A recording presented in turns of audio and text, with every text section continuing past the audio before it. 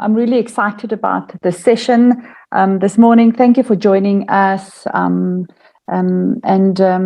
welcome. It's going to be a very good session. And something that I spoke to Marius about, I think we already started this conversation, Marius, about a year ago. To have a IPv6 network course, and at the time I was like, what on earth are you talking about, IPv6? And thanks, Marius, for your patience also with me to understand the technicalities, or some of the technicalities, when it comes to network architecture. But we're really excited to have you with us today. Welcome to all the delegates that have joined. I can see people are still coming in as we speak. And firstly, just allow me to thank the team from Huawei. Marius, I know I say this every time we do a collaboration, but you guys are always willing to share knowledge. You guys bring in some of the greatest minds in the sector. People join from all over the world at very random times for them. And we're incredibly fortunate that you guys are so supportive and helping us grow knowledge and share knowledge in the sector. So as the Digital Council, it's one of our key aims is to grow knowledge and to share knowledge on topics, and that's exactly what we're going to do today. So we're going to talk about IPv6. I know I'm not going to steal your thunder, Marius. You're going to tell us a little bit more about what the course is about, but it's also a great pleasure for me this morning to invite and welcome Mr. Daniel Tang, who's the Chief Marketing Expert of Huawei, based in China, if I'm correct. Dr. Liu, who is the Industry Development Director in Data Communication Network Area at Huawei, also based in China. Good morning and welcome. And then Kabo Seopa, who's the Executive for Products and Solution Sales for Southern Africa, Network Marketing and Solutions Department, and based in the lovely South Africa, which is now approaching summer. So everybody is in a better mood and happier as we've come out of a very cold and grey winter, especially in Gauteng. So without further ado, Marius, I know that we've got an agenda that's set out. I know that you're going to be sharing the agenda with us this morning. We've also built in a bit of a comfort break, quite a technical session from what I understand today. So we're going to give people a short break just to consume some of it, grab a cup of tea, and then do a leg stretch and come back so that we don't lose too much of the time on the session, and that we don't have to excuse ourselves, from this. But Marius Engelbrecht, welcome again. Thank you again for your time and for putting together a phenomenal team from Huawei that is going to, share with us today some knowledge on the topic of IPv6 networking. Thank you, Marius. Over to you. Thank you, Anita. Thank you for that introduction. And yeah, it's always a privilege to be able to participate in these workshops with the DCA, which is really close to our hearts as a partner. And I think together we can be proud when we look back of what we have achieved, but there's a lot more for us to do, especially so on the continent of Africa. And we value this opportunity to be able to bring our experts from HQ and local, and to inform and to educate and to guide, the stakeholders in the industry. So as you've said, we've got a program today. We're going to start off with Daniel Tang doing the first presentation. Then we're going to move to Dr. Liu. We will have a tea break afterwards. And then we've got Kabo Seopa, well known in the industry as KG, which will then close the session for us this afternoon. So without further ado, I'm going to hand directly to Daniel and ask him then to start his presentation. I will facilitate the event today. You are more than welcome to post any questions that you might have in the chat room or in the Q&A portion that's available on your link. And then after each session, we will allow opportunity to then share and answer your questions. The sessions are being recorded, so we can always come back and revisit if you did miss anything, and the content will be shared to those whom have registered as well by the DCA. So thank you for your time. Thank you for being available today. Thank you for that introduction, Juanita, and I think let's jump right into it. Daniel Tang, over to you. Okay, thank you very much. Really appreciate this opportunity and say hello and welcome to all of the audience. And it's a pity that I haven't been able to travel to the beautiful South Africa in the last year, and hope I can do it in the near future. Okay, please allow me to share my screen now. Where we go? Can you see the screen sharing now? Yes, we can see it, Mr. Tang. Okay, great. Let me start. So first, I will share some of the understanding of the overall digital transformation, building a digital infrastructure for the whole nation and economy, of which IPv6 upgrade is part of the overall big picture. So this is a short introduction of myself. I've been working in Huawei for more than 20 years now. Previously, I've been working in the global marketing organization, working with leading customers such as British Telecom, Orange, as well as some of the enterprise customers. I've been working in the telecom industry in Lucent and Cisco before I joined Huawei back in 2001. And before that, I got my master's degree from University of Southern California in EE. My presentation today has mainly three parts. First, the overall digital world trend, and then some of the more specific requirements on the network infrastructure, and then how the IP technology will evolve to enable the growth of the digital economy. So people have been talking about the fourth industrial revolution for a long time. I think really it is happening in the last 5 to 10 years as more and more ICT technology are mature enough to really enable the, let's say, deeper penetration of new technologies into all sectors. So in the previous years, we mainly talking about the consumer-oriented internet, which is growing almost from ground zero. And then we have email, we have the www, and we have a lot of social media applications and so on. It is more difficult to really digitize the existing industries because those new ICT technology need to evolve and customize itself so that it can fit the need of the vertical industries. So we have seen that getting more and more mature now, especially after the COVID-19 situation have accelerated a lot of the adoption of digital technologies.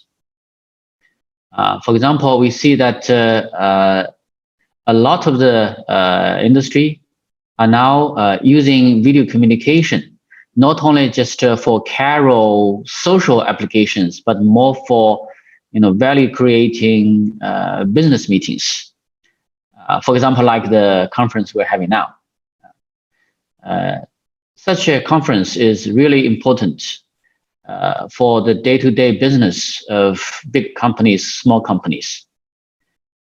In other areas, for example, in the past, we always need a on-site acceptance for, let's say, test process of our technology solutions or other kind of equipments to be sold to our customers. But now a lot of the virtual online acceptance tests are being handled so that we can deliver goods without physically having some customer flying in to our factory to physically test those equipments. So all this means that we can not only do a lot of things virtually, but such network connectivity also allows to grow the intelligence out of the big data and AI capabilities. So we see that the digital economy is growing bigger and bigger. This includes first what we call the original digital industry themselves. This includes the telecom industry, the internet companies, the AI big data companies. So these are more or less kind of virtual technology companies. The second phase of the digital economy is the digitized vertical industries. For example, smart manufacturing, using ICT technology to digitize all aspects of the manufacture, the test, or the design of a manufacturer company like Huawei. And we have made a lot of progress in that front. Similarly, for the vertical government service sector, a lot of things are now being handled online. So this is basically the second phase where we're talking about the digitized traditional vertical industries. I think both are very important, right? Although the digital technology is very mature in the consumer-oriented internet, however, it still needs a lot of development when we try to use those technology to digitize the traditional vertical industries. For example, for human-oriented internet connectivity, probably IPv4 address space is enough. However, when we move to connect everything in the world or in the universe, then we probably will need a much bigger IP internet address space. Therefore, IPv6 becomes a must. In the world, we have seen more than 170 countries have set up their own digital strategies. For example, in Germany, the Industry 4.0 is a long-term strategy for the nation. And also they have recently updated a digital strategy 2025. China has been embracing the new ICT technology to digitize everything in the nation. US, Canada, all the same. I think people realize that if you can increase the investment in ICT by 20%, this will translate into 1% growth in the overall GDP. So it is very important for us to leverage the ICT investment to accelerate the or stimulate the overall country's GDP. So it is also very important for us to facilitate the rollout of the digital infrastructure. For example, right now, in many countries, those government-owned buildings will have let's say, mandatory requirement to facilitate the mobile base stations installation on the roof of those government buildings, right? Because this is something really important for us to increase the penetration and improve the coverage of the mobile network, 4G or 5G. Another example is many countries have now set up a requirement that all the new apartment buildings should have fiber to the room, fiber to the house, and now fiber to every room embedded in the new houses or new apartments. So that this is much easier, right, to lay out the fiber infrastructure than having the telco service providers to knock on the door of every household and do the work when people move in those new apartment buildings. So as you can see, it is important for us to not only set up a overall digital strategy, but also for the government to set up new rules, new laws to facilitate the rollout of digital infrastructure, because this is really for the good of the whole nation. As we see, when the original internet was invented back in 1967 and been formally standardized in the 1970s and 80s, at the time, people did not expect so many people and so many devices will be connected to the whole internet. People thought that IPv4 address space is enough, but now obviously it's no longer the case. In some of the countries, the scarcity of IPv4 address is very severe, that the price of IP4 address is now much higher than IPv6 address. So scalability is one issue. Now, the whole internet community have for a long time realized this long-term trend. So in as an effort, try to accelerate the migration to IPv6, Internet Engineering Task Force, the Internet Standard Committee have stopped requiring IPv4 compatibility in new Internet standards. So that means a lot of the new features will be only available in IP protocol version 6. So this way, I think will accelerate the adoption of IPv6 in the worldwide. For example, in China, starting from 2016, the government has also set up a very ambitious plan to accelerate the migration to IPv6.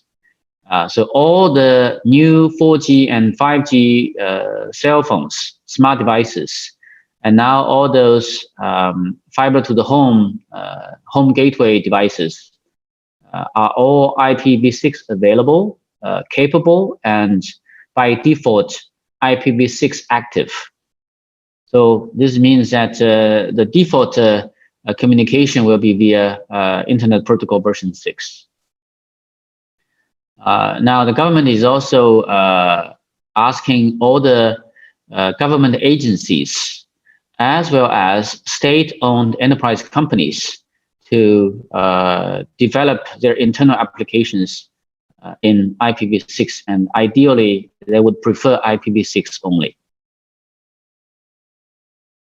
So hopefully this will make it easier for us to connect not only human beings, but also devices, sensors, everything in IPv6 address, which will have a enormous IPv4 address space and is largely free for those who adopt IPv6. My understanding is the global deployment has already reached a critical mass. So worldwide, I think last time I checked, 26% of internet users are IPv6 active. So most of the global internet companies, including Google, Amazon, they all support IPv6 content. And virtually all the new smart devices support IPv6. And some leading countries have already started the rollout of the so-called IPv6 only network. So in the near future, we will see the legacy IPv4 terminals will suffer from inferior user experience due to network address translations. Plus, a lot of the new internet innovations and features will only be based on and optimized for IPv6. But the upgrade to IPv6 will need government initiative, because there is always a chicken or egg paradox. The internet content providers will say, okay, there are not enough IPv6 device in the market, so I cannot offer my IPv6 service, right? And then the device companies will say there is no internet content based on IPv6, so I will not provide IPv6 devices. I will stick to IPv4. So that's why we see that the government is very important, because its intervention will be able to solve that paradox. And that is already happening in US, China, India, and a lot of countries. Starting from 2017, we in China have lifted the IPv6 active user ratio from 2% to 20% in 3 years. I think this year it's even higher percentage. I think it's probably more than 30% now. So this way, I think we can greatly improve the IPv6 migration ratio. Plus, I think it is better to combine the adoption of IPv6 together with other physical infrastructure rollouts. For example, if you are going to roll out LTE network, 5G network, fiber network, let's make it IPv6 only. So I think the digital transformation is having great impact, positive impact on a lot of the vertical industries. So I will just go through them quickly to share with you how the digital infrastructure can help to improve efficiency in all those vertical sectors and the government service. In some of the countries, we have seen the so-called digital government. Typically, there are 3 phases. One, first phase is about getting the government connected. Because previously we have a lot of isolated islands of data and applications. So the first step is get them connected. The second phase is about consolidation of different data application assets to improve the efficiency for government service. Here we have a interesting analogy is, okay, instead of having the citizens visiting different bureaus to get a approval, let's having those digital data travel between different databases of different agencies to save the effort of the citizens. Okay, so that means today a lot of the applications will talk to each other, share data with each other to save the effort of the citizens for their government service approval. Now we're already into the third phase of the so-called intelligent government service. This is very helpful in the COVID-19 pandemic control efforts by a lot of the government, because now we can, using the big data analytics, to identify where are the new hotspots of the pandemic, in which city, in which neighborhood. And then we can pinpoint down to very exact hotspots of the situation, and then take actions.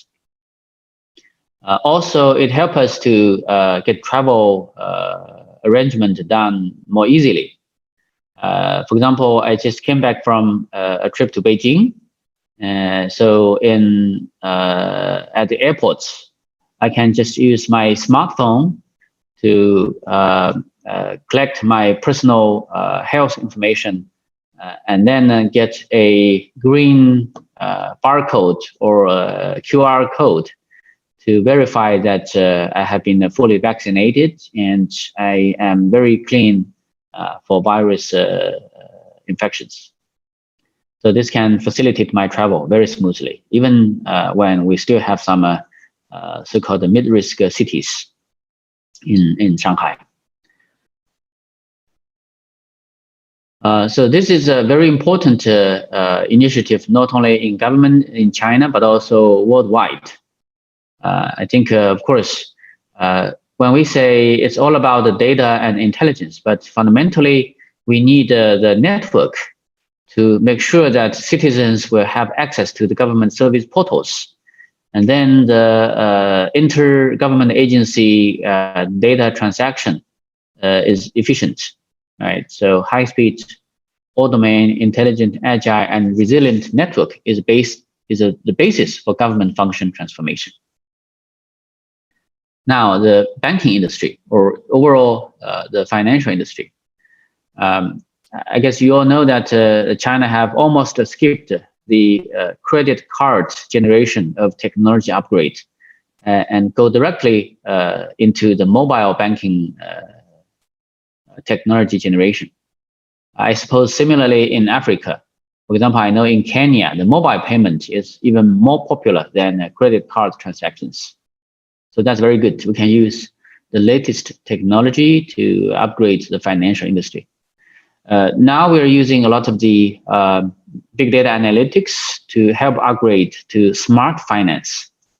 This upgrade to smart finance will help to have much higher, let's say, efficiency of the capital funding for small and medium business or for personal loan. Because as I remember, previously when I tried to apply my mortgage loan, I have to file almost 20 paper-based physical forms. So it's a very lengthy process. But now it is much easier. I only need to press a button on my mobile banking app, and then I will get a loan approval in less than 15 minutes. Of course, back in the backend system of the banking companies, there are a lot of network connectivity and AI computing happening. So this is again is another example to show how important it is to have such a digital infrastructure, computing and network. I think the financial industry have a higher requirement for the network connectivity, mainly because, of course, you do not want your transaction to fail from time to time due to network connectivity issues, right? So that's why we see that we're now getting into the new finance ecosystem structure. A number of changes. First, from traditional platform to the cloud platform. And then not only to make the transaction happen, but also make sure that the experience of those banking transactions are very good for the customers. 15 minutes to get a loan approved. That's a very good experience.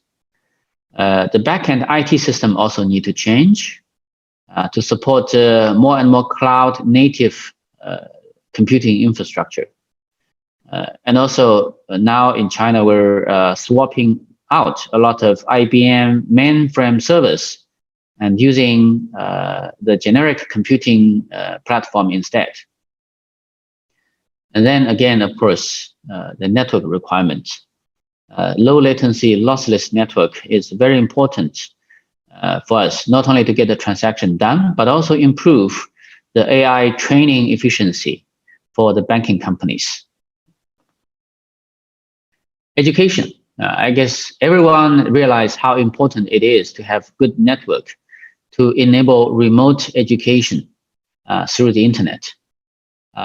Last year, when we had the COVID-19 pandemic happening in China, I was back in my hometown with my direct family so that we can enjoy the Spring Festival with my bigger family. And then, we got locked down in my hometown. So my kids have to physically attend the class from my hometown when the school and the teachers are actually located in Shenzhen, which is about 1,000 kilometers away. Initially, we based on our home internet connectivity, but soon the bandwidth is not enough. But due to the pandemic, the technician could not come to my house in my hometown to upgrade the network. You know what? Then we applied for a 5G connectivity. So the SIM card and tablet came in via postal service, and just the next day, we can use 5G connectivity to have access to online education class. So this is just a very good example for us to show how the network technology can support a digital and diversified education. And I think it is also a good approach to solve the digital divide issue, because network technology is now widely available for almost everyone in China. That means a lot of very good online education classes are available to not only kids in the big cities, but also children in small villages or far away in the mountains. Okay, so this is a good example, right, of online education during the pandemic. I shared with you my personal story earlier. So I think the new education mode has already been familiar to almost everyone after the pandemic.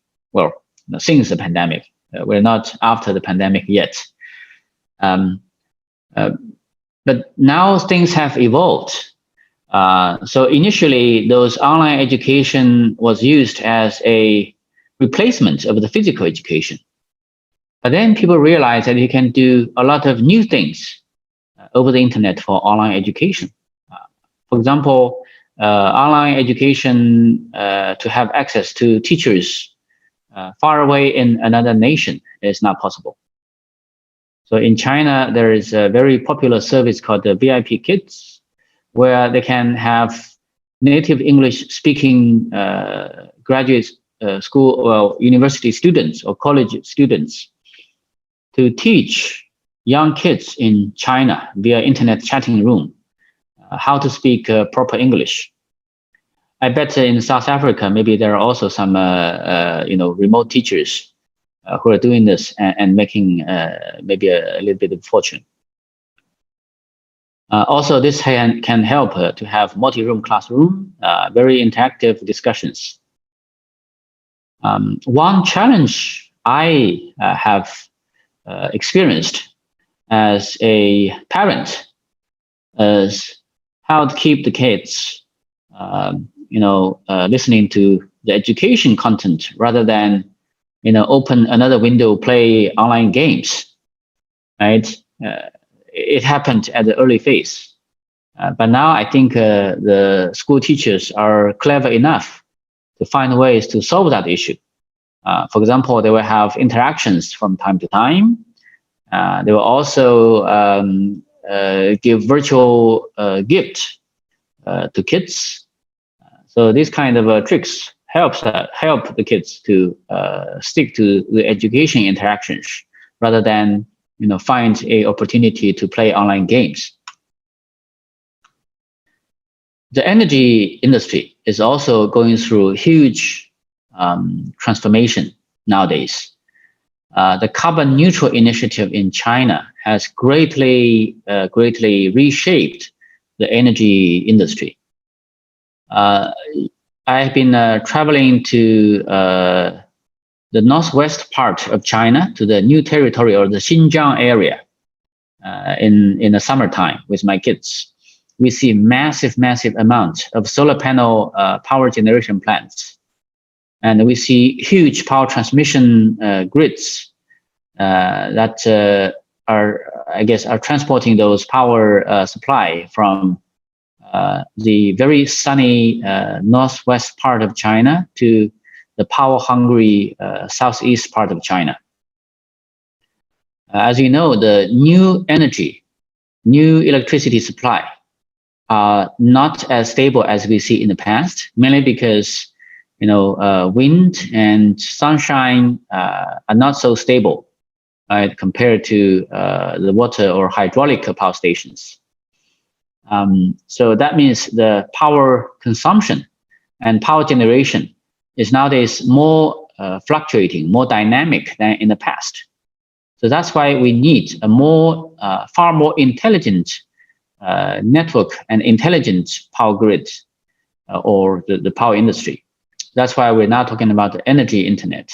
Very interesting. So the future grid will be fully connected and very intelligent.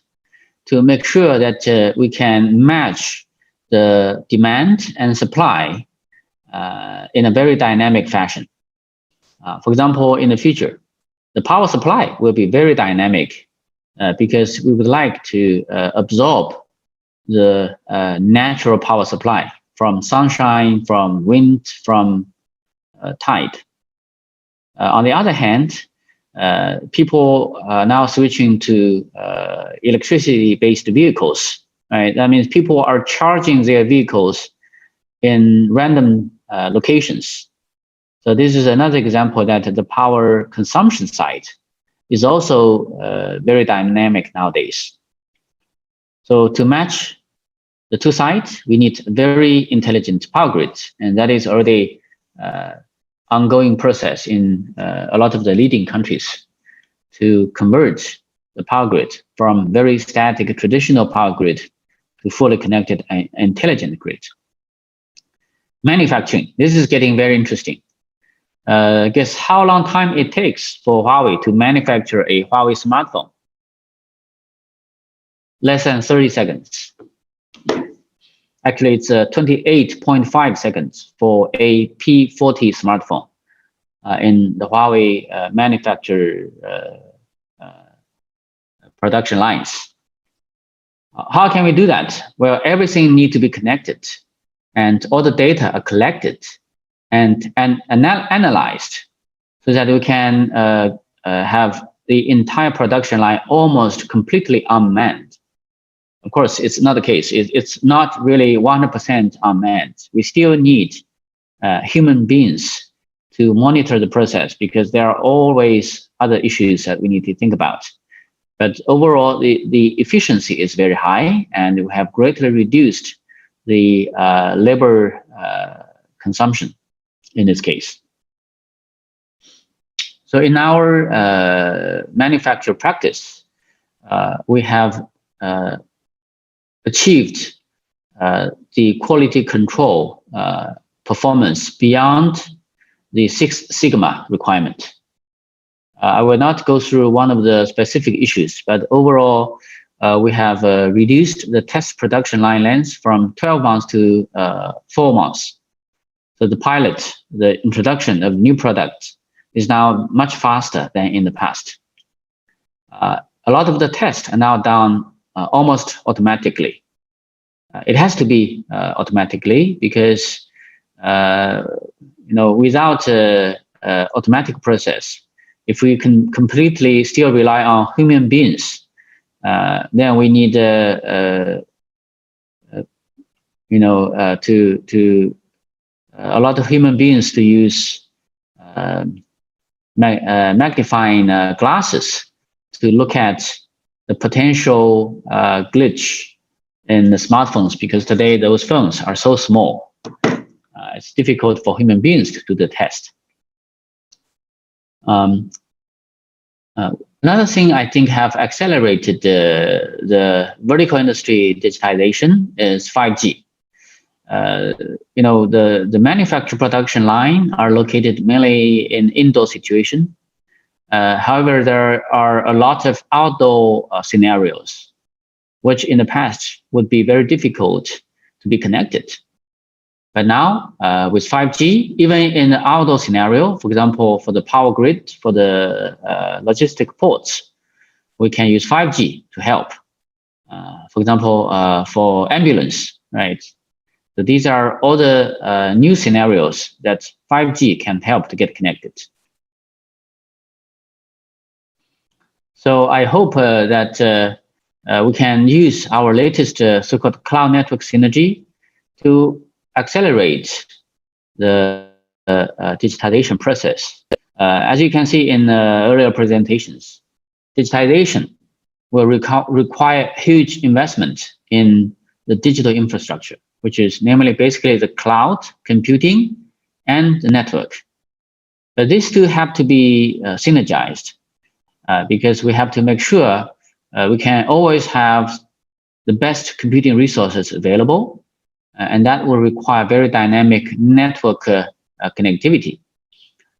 So in the past, just like the power grids, the network is very static. because the network or the application are very static. But now, because cloud are moving very quickly, so the network also needs to be able to adapt to the fast-moving behavior of cloud applications.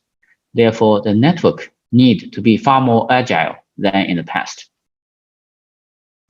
So that's why now we're introducing a new infrastructure architecture to have one network to support multiple clouds and to have the connectivity service very quickly. So in the past, network is an infrastructure. It will not provide service, but rather it is those applications that will have to provide service. But now, because those applications are changing so fast, so the network also needs to move quickly to be able to have a new connectivity in just 1 second. So that's why we say we need network as a service. So hopefully we can use that infrastructure to support what we call the new norm, basically remote working, video collaboration, and all cloud-based application and service. Now people have to, let's say, stick to remote working for a lot of different reasons. Initially, because you cannot go to your office because of the lockdown. And now, naturally, I have been used to remote working. Many times I would like to stay at home, taking care of my kids from time to time, while I can continue my remote working at home. Video collaboration. It is saving a lot of traveling efforts, money, and time. Also, it is saving a lot of carbon footprint for us. So video collaboration instead of physical traveling is now a long-term trend now. Just like today, instead of having to fly more than, 16 hours from China to South Africa, we can do this online collaboration. I only need to move to a video conference room next door for us to see each other. And then the soaring cloud service. A lot of applications are now moving online because people are moving around, right? So it is only natural to have everything in the cloud. But the one thing I would like to mention is data sovereignty and sovereignty clouds is now a new requirement because of the, let's say, initiative from Europe, and now also gradually being adopted in other countries.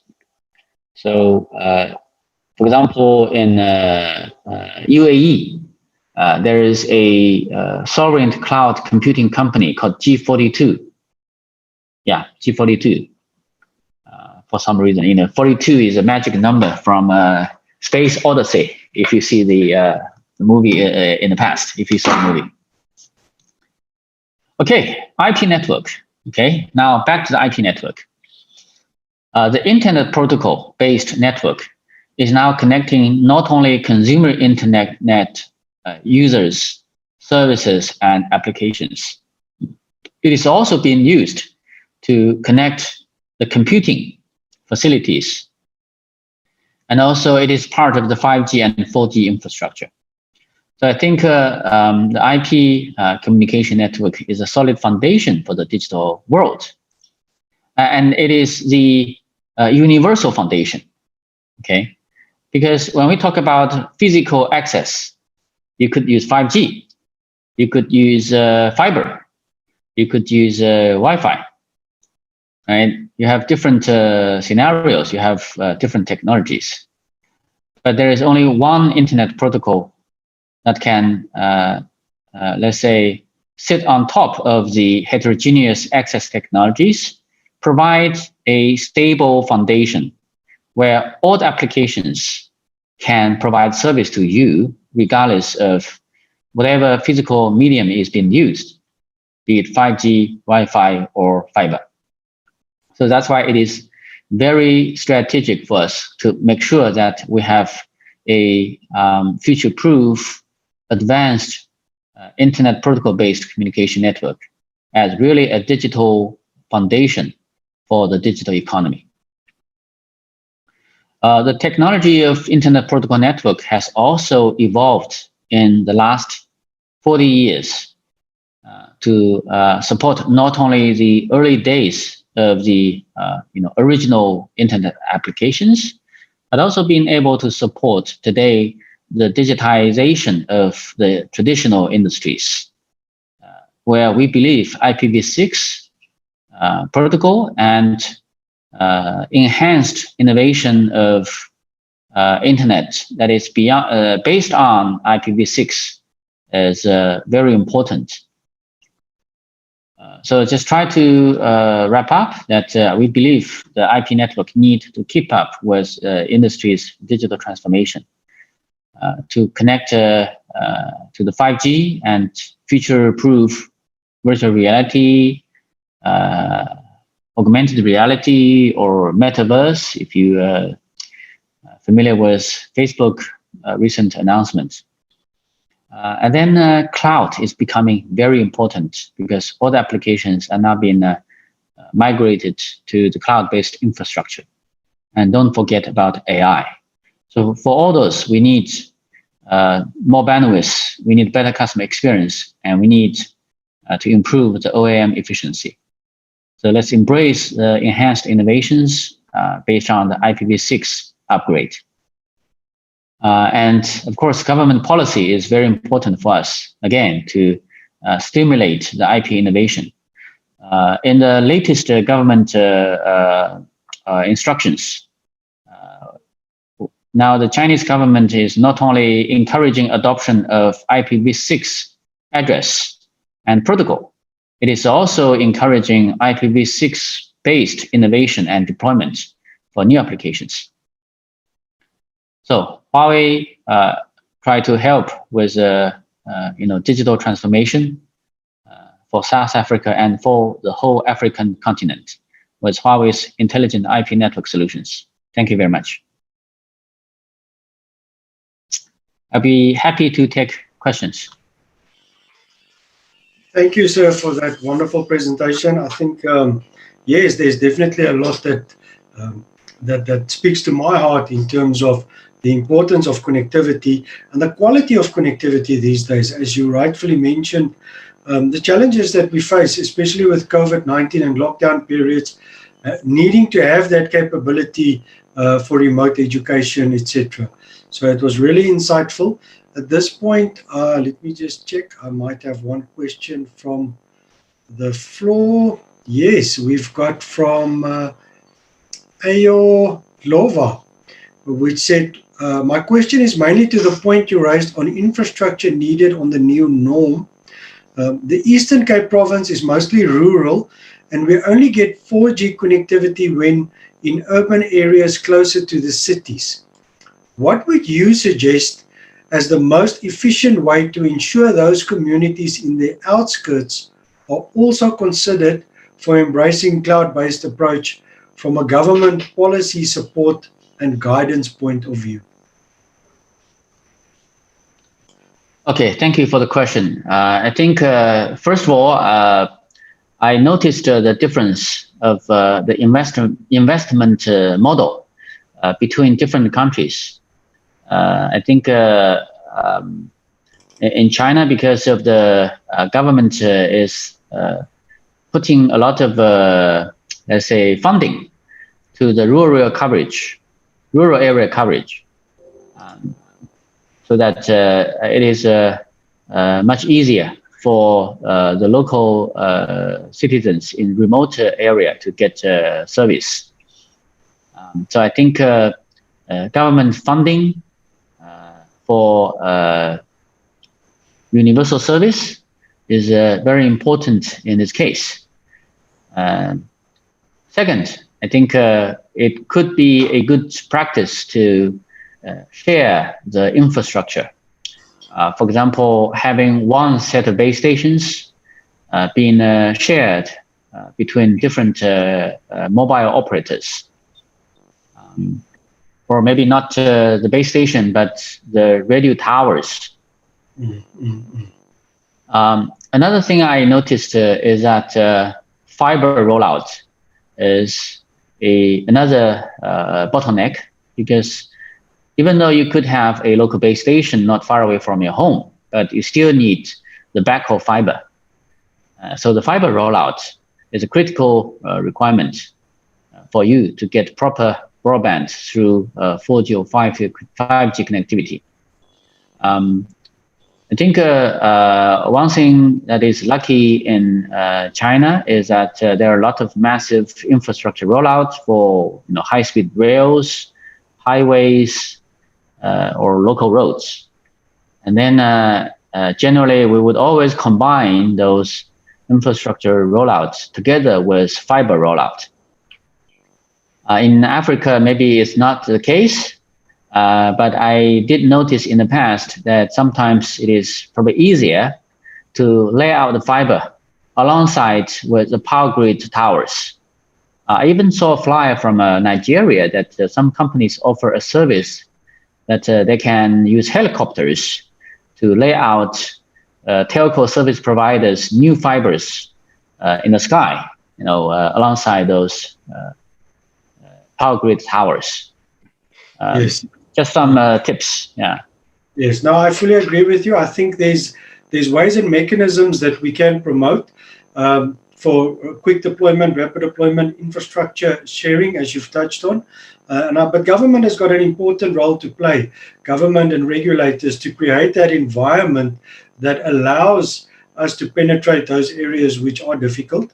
But we do recognize there are areas that are definitely more difficult to reach. Thank you for that question. There's another question here from Farai, which asks, any plans for Huawei to support operators with legacy Huawei network equipment or firmware not supporting IPv6?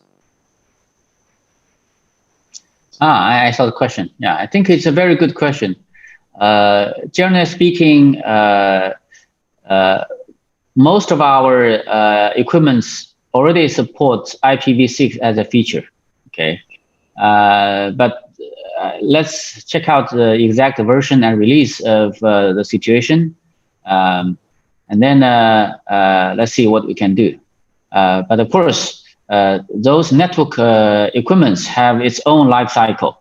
I think at least when we roll out new infrastructure, it is better to looking forward and try to make sure that new devices support IPv6, which is much easier to do, rather than going back to your central office exchange room and dig very deep down to the racks and cabinets and upgrade those old legacy devices. Absolutely, I fully agree with you there.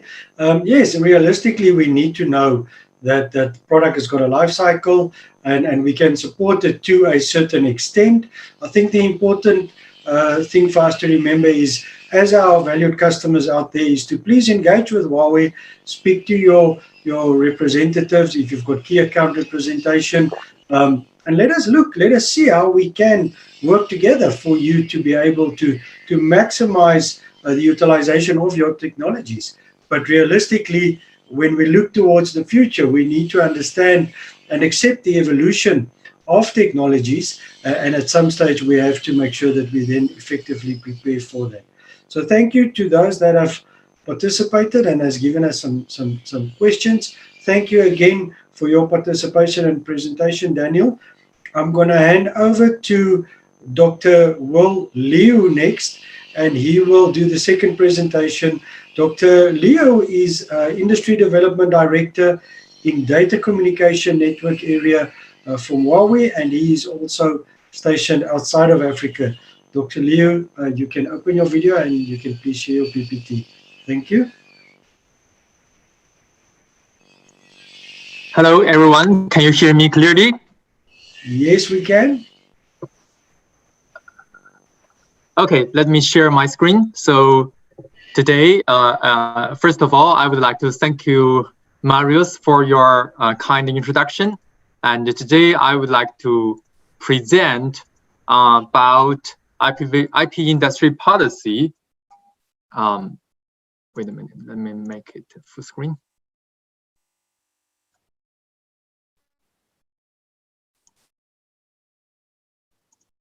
Okay, can you see my screen? Yes, we can. Thank you. Okay, if there is anything, just let me know. So as I'm already introduced, I will skip this page just to let you know that I'm currently working in the SE for IPE, and this is a new group that is discussing about how to use IPv6 and how to make innovations based on IPv6 for the industry. And also I have some years work in IETF for IPv6 related area. So today I will talk about IP policy in 3 main points. First is about the digital transformation trend. And the second is about the IPv6 enable digital transformation. And the third is about IP industry development experience and the suggestion. So I guess actually this background part is shared the most the similar thought with Daniel, who just presented, actually based on our insight for the transformation, especially for the digital world transformation. So actually the digital economy is the main aspect for the future world. So the word came from the agriculture economy to the industry economy, and the future will be the digital economy. And in this new future, the industry and the technology related to digital is very important, meaning that we need to collect the data, to share the data, to use the data to guide our life and the industry. So this will be very important. If you see the figure here, all the industries related to the flow of the data.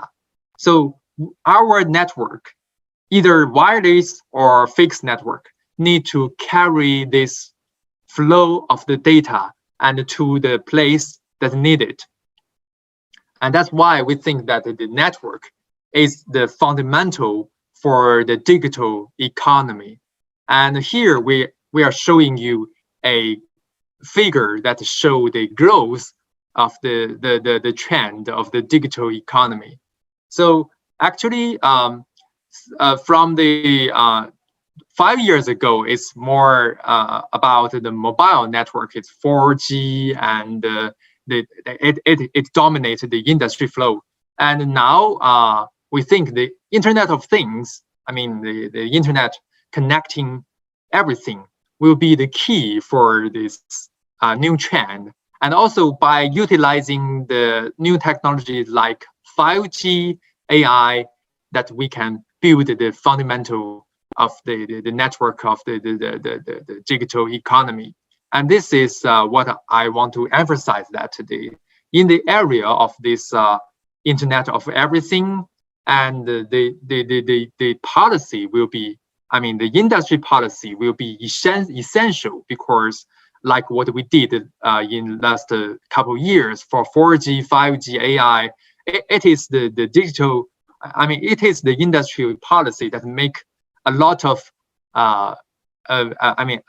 make a lot of contribution to the industry, that fulfill the realization of the 5G and AI technology grow, and which is also important for the next step. Next trend is about the guide the industry development, and also to enhance this industry competitiveness. And therefore, if we look at the network, based on our study in previous slides, that for the digital world or the digital connect economy, that our network still have some new requirement and some gaps for the I mean to support the digital economy. For example, first one is the IoT and the enterprise cloudification, which need a lot of IP addresses, and as you know, the IPv4 IP addresses are already exhausted 2 years ago, and now the second-hand price for IPv4 addresses is growed a lot. I heard it's almost $20 or even more than $20.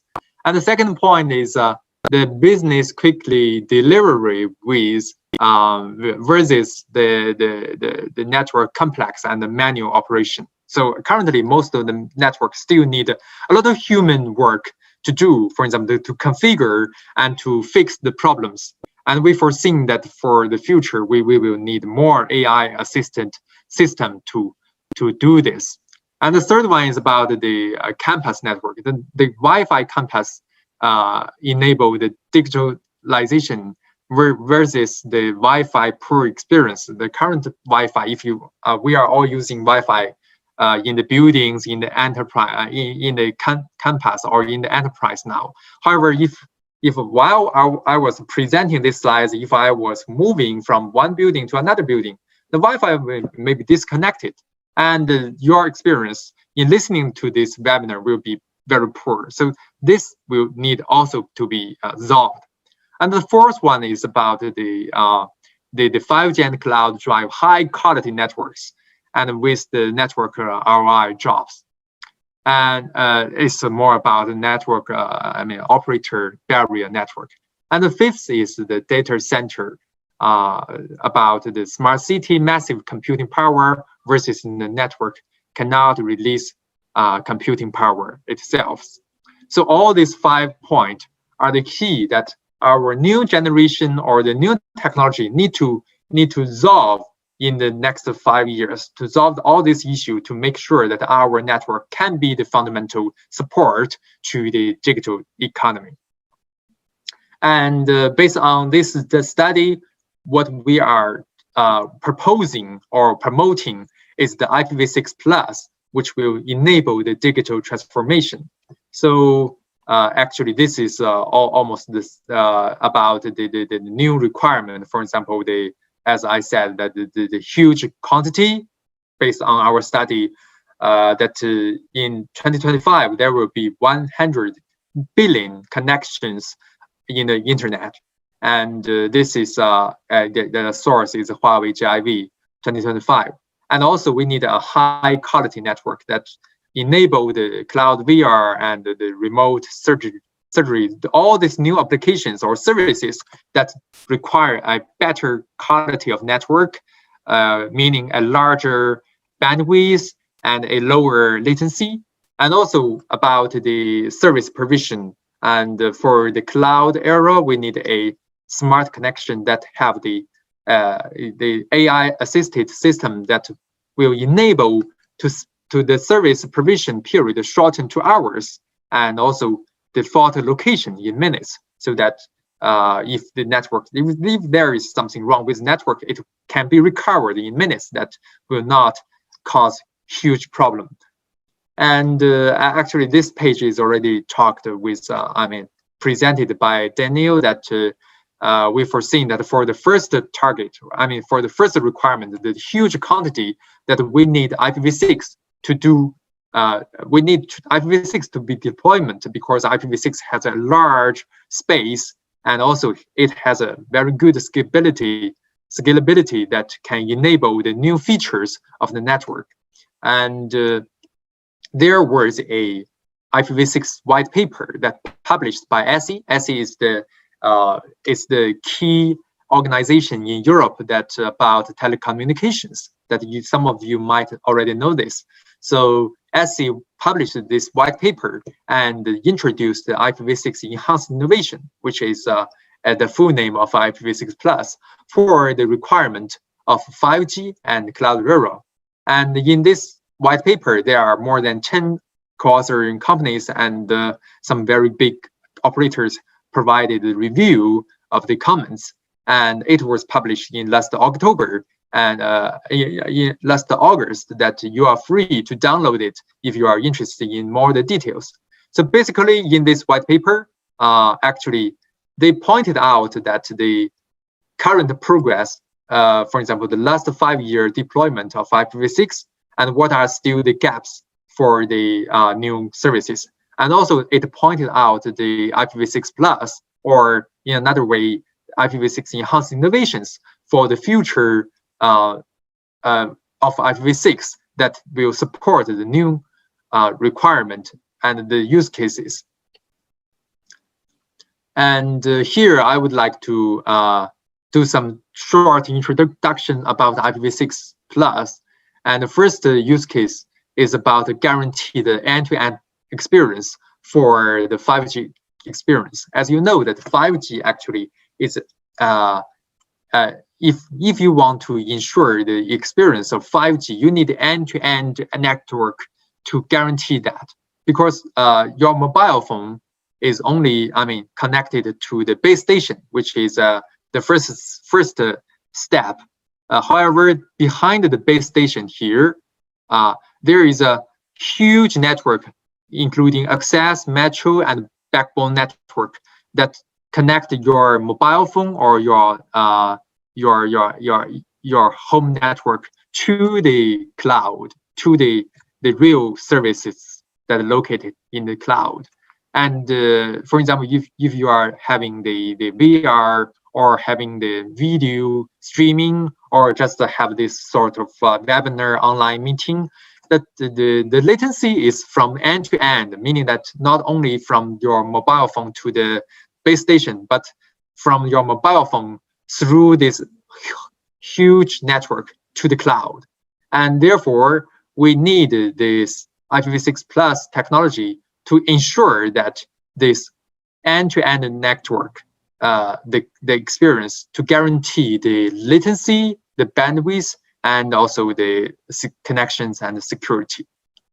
And in a nutshell, that 5G only guaranteed the access experiences. So the part from your mobile or from your PC to the base station or to the home gateway, but we need IPv6 Plus to help 5G to guarantee the end-to-end service experiences.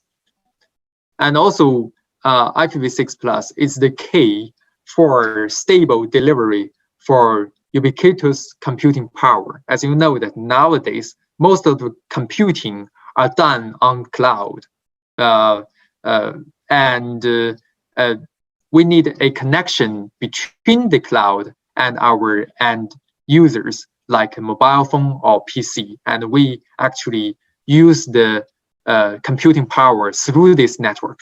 Therefore, we need such a network to be very strong and scalable, and also user experience assured. That is why we need IPv6 Plus from one end to connect to the end user, the other end to connect to the cloud, so that we can achieve a faster, a better, and smarter network to support the digital transformation. And also here we have some more detailed surveys or use cases. For example, this is the benefit for smart city, especially for those video using. For example, if you are using the telemedicine, meaning the medicine online, and also the online education, or the mobile banking, or even the webinar like what we are having. And all these are actually video use cases. And all these video use cases, we need IPv6 Plus to help, to assure, to guarantee the end-to-end experience, and also to help with the efficient in configuration and operation, so that it can enable a huge amount of connections and guarantee the experiences to help your new services grow. For example, for all these new scenarios to support them to grow the industry. And also, if you are looking at the industry 4.0, we also need a lot of help from the end-to-end experience improvement.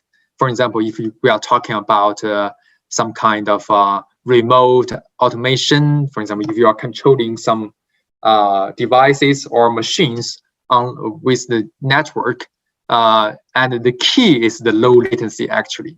And the key is the low latency, that you can ensure your action can be done simultaneously in the other end with the machine. Otherwise, there will be some problem, right?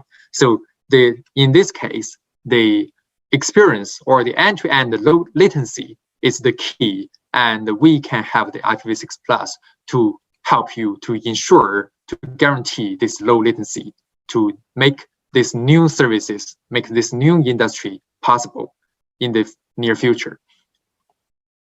And for the carriers or the telecommunication operators, this IPv6 Plus can help to stimulate the service innovation and also increase the revenue. Why it can help the service innovation and increase revenue?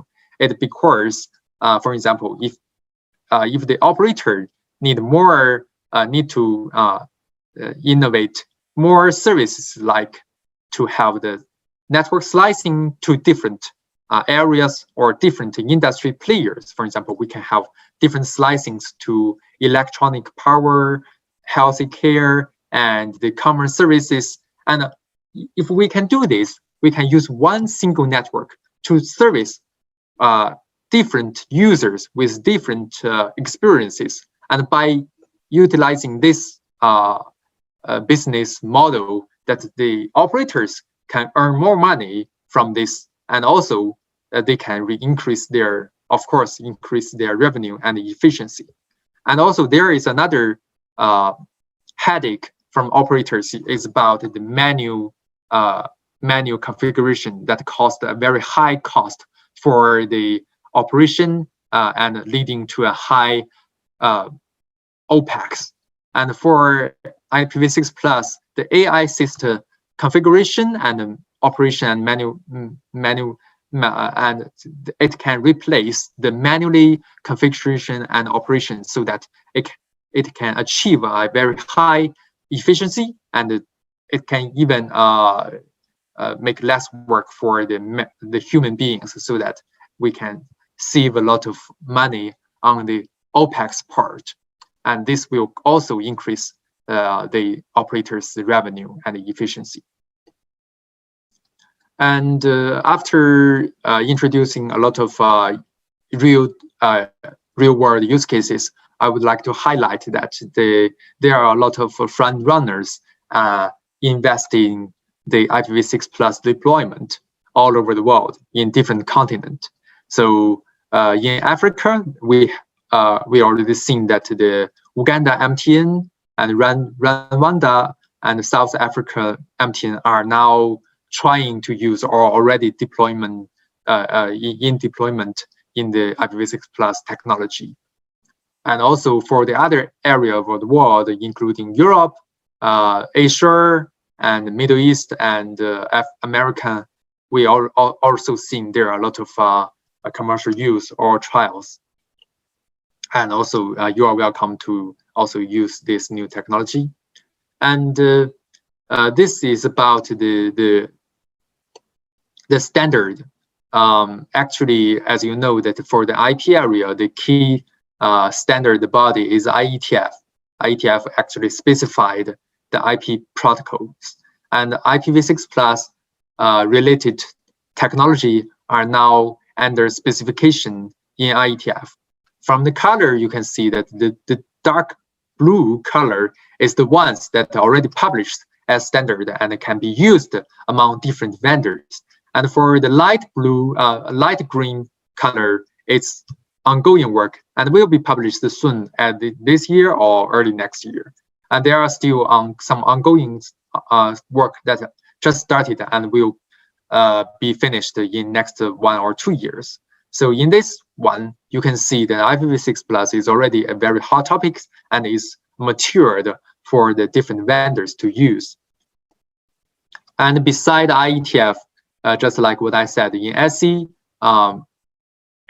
a new group called IPE, which is I'm chairing. I'm the vice chair of this group that just established last year, and now we have more than 60 players. Actually, it's almost close to 70 because this number is an old number in May, but there are some newcomers in last 2 months, and now we are almost 70 players, and from different continents, from different areas. For example, we have operators, vendors, research institute, government, regulators, and also some vertical players. And all these different bodies join together to discuss about the deployment and practice of IPv6, and also how to make innovations toward the IPv6 Plus, and to make IPv6 more reliable and more have more new features to meet the new requirement. And by the way, you are also welcome to join this Alliance. It's totally free, and you can learn and also share with other people. In the July meeting, just 2 months ago, we have a IPE plenary.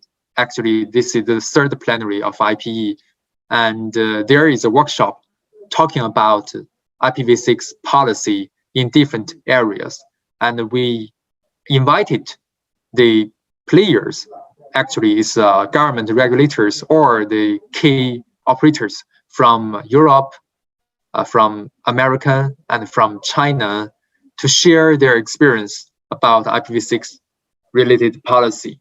This is really hot topics that I will introduce you later. Yeah, this is what I'm going to say actually here. So I will skip this page and just let you know that so there will be a lot of activities in IPE.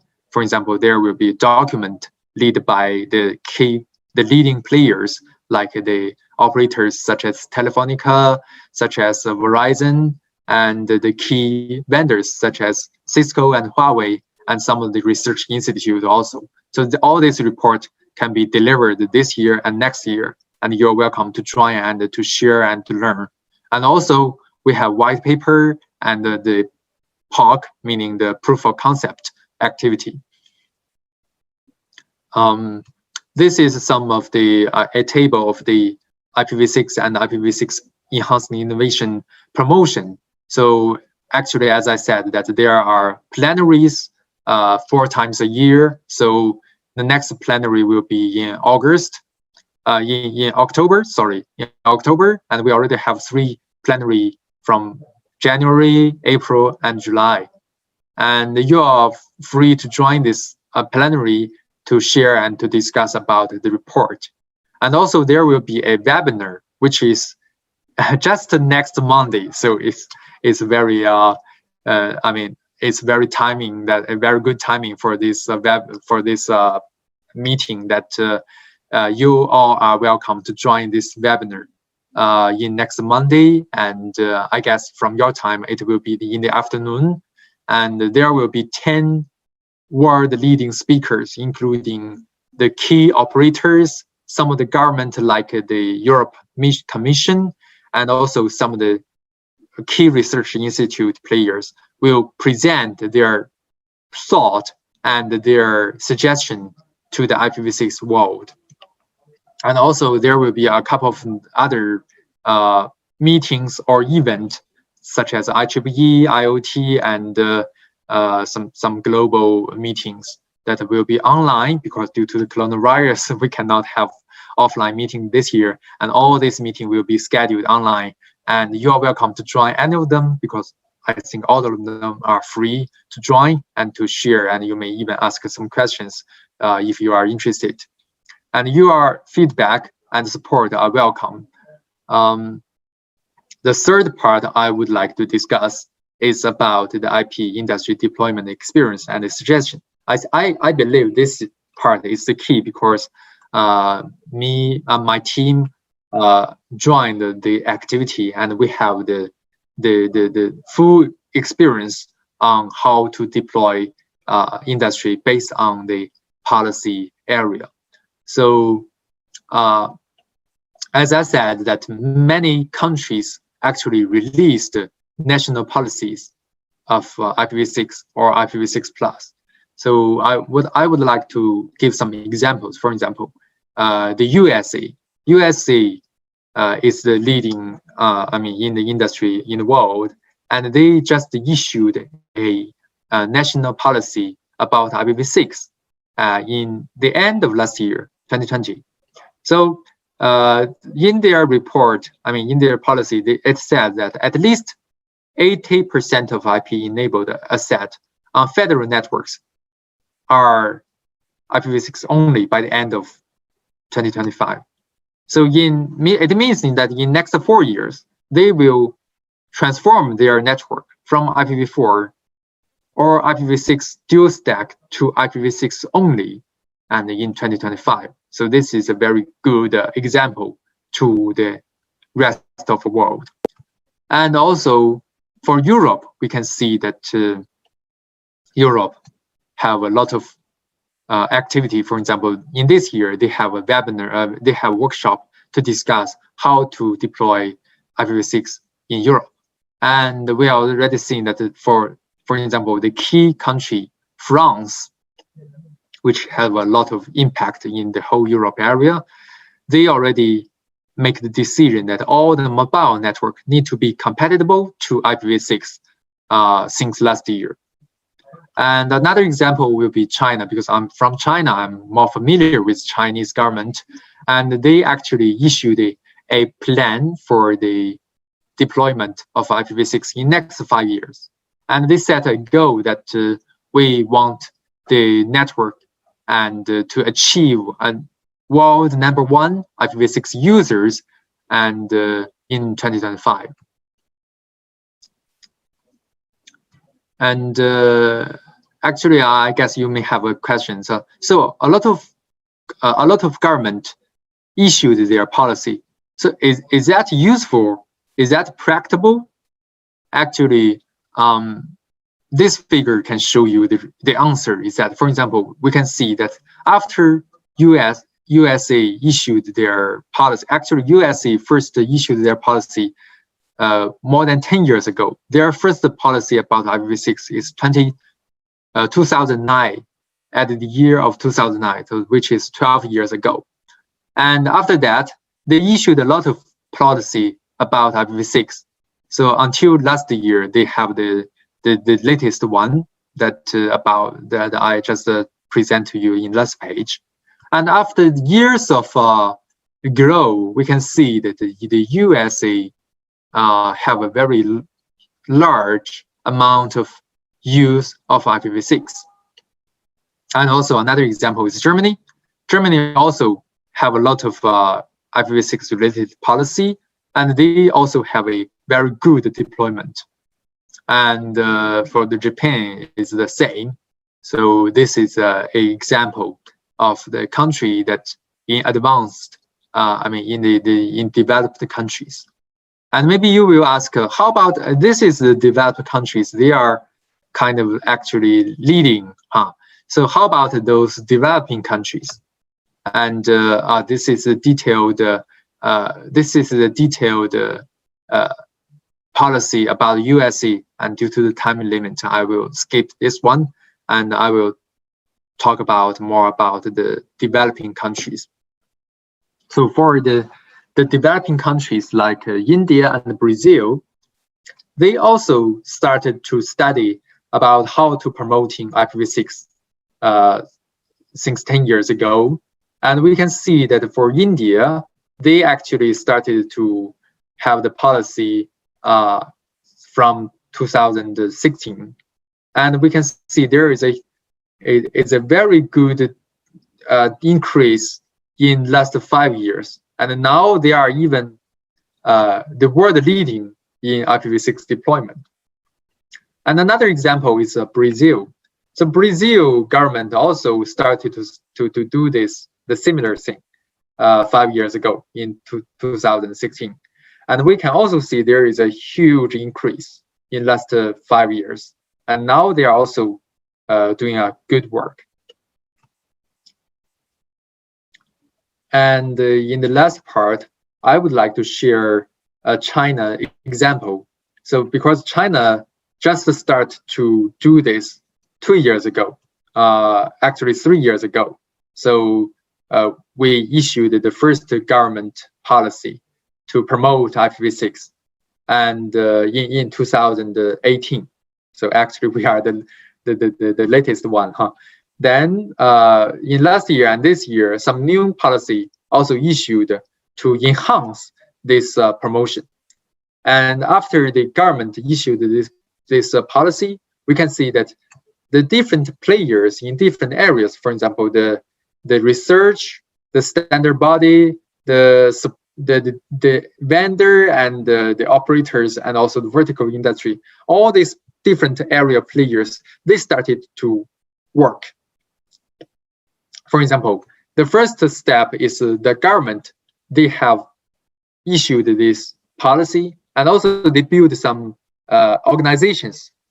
They actually set up a IPv6 organization to promote the deployment. And after that, we can see the research institute start to study the IPv6 technologies and protocols. And the standard organizations started to do the standardization work so that different vendors can use the same standard. And the device vendors and the carriers, they started to deploy, to provide the solutions and also to deploy the solutions to the real network. And in the end, the content provider, the vertical industries, they support IPv6 access and also optimize the IPv6 user experience. So with this whole ecosystem chain that different players are playing different role, and in the end, the IPv6 became a hot topic and grew a lot in the last 3 years. So here I will have some details for you to for your reference. The first is about set up a national IPv6 promotion and deployment commission. So this is the key, because if the nation only issued the policy, but nobody will help to assist the industry to do this. So it's a key that a national commission or a national organization is needed to promote IPv6. Actually, China also learned this from the other countries, because we already seen that for US, for Europe, for many countries in the world, they already set up this country or national IPv6 promotion or council or task force to promote IPv6. And this is the structure. So this promotion commission is very high, senior. It's under the minister of the government, and the key is to have the professional expert and also have the industry player to join and to share and to learn. And also the policy, as I said, that since 3 years ago, the Chinese government issued this action plan for advancing the deployment of IPv6. So they have they have a long map, a long road to go. Is that the first step is to make it available, and second step is easy to use, and in the next 5 years it will be IPv6 is more preferred than IPv4, and in the end, 5 years later, we want all the network to become IPv6. And after that commission, actually, we also set up a group called IPv6 Plus Innovation Working Group. So this group is for the research institute, the carriers, the vendor and the vertical players to join together to discuss and to report about the innovation based on IPv6. So its group already published several white papers to guide the industry how to do what's the new use cases and how to do the innovation based on this new requirement, and how to utilize the new features to meet this new requirement and to deploy it into the real network. And also this organization share the ideas by doing the meeting or conference or event to, like the industry salon, to promote, to broadcast the ideas, the report, and the test cases. And we have a lot of white paper, for example, the IPv6 Plus white paper, and also there is a book about IPv6 Plus policy is published last year.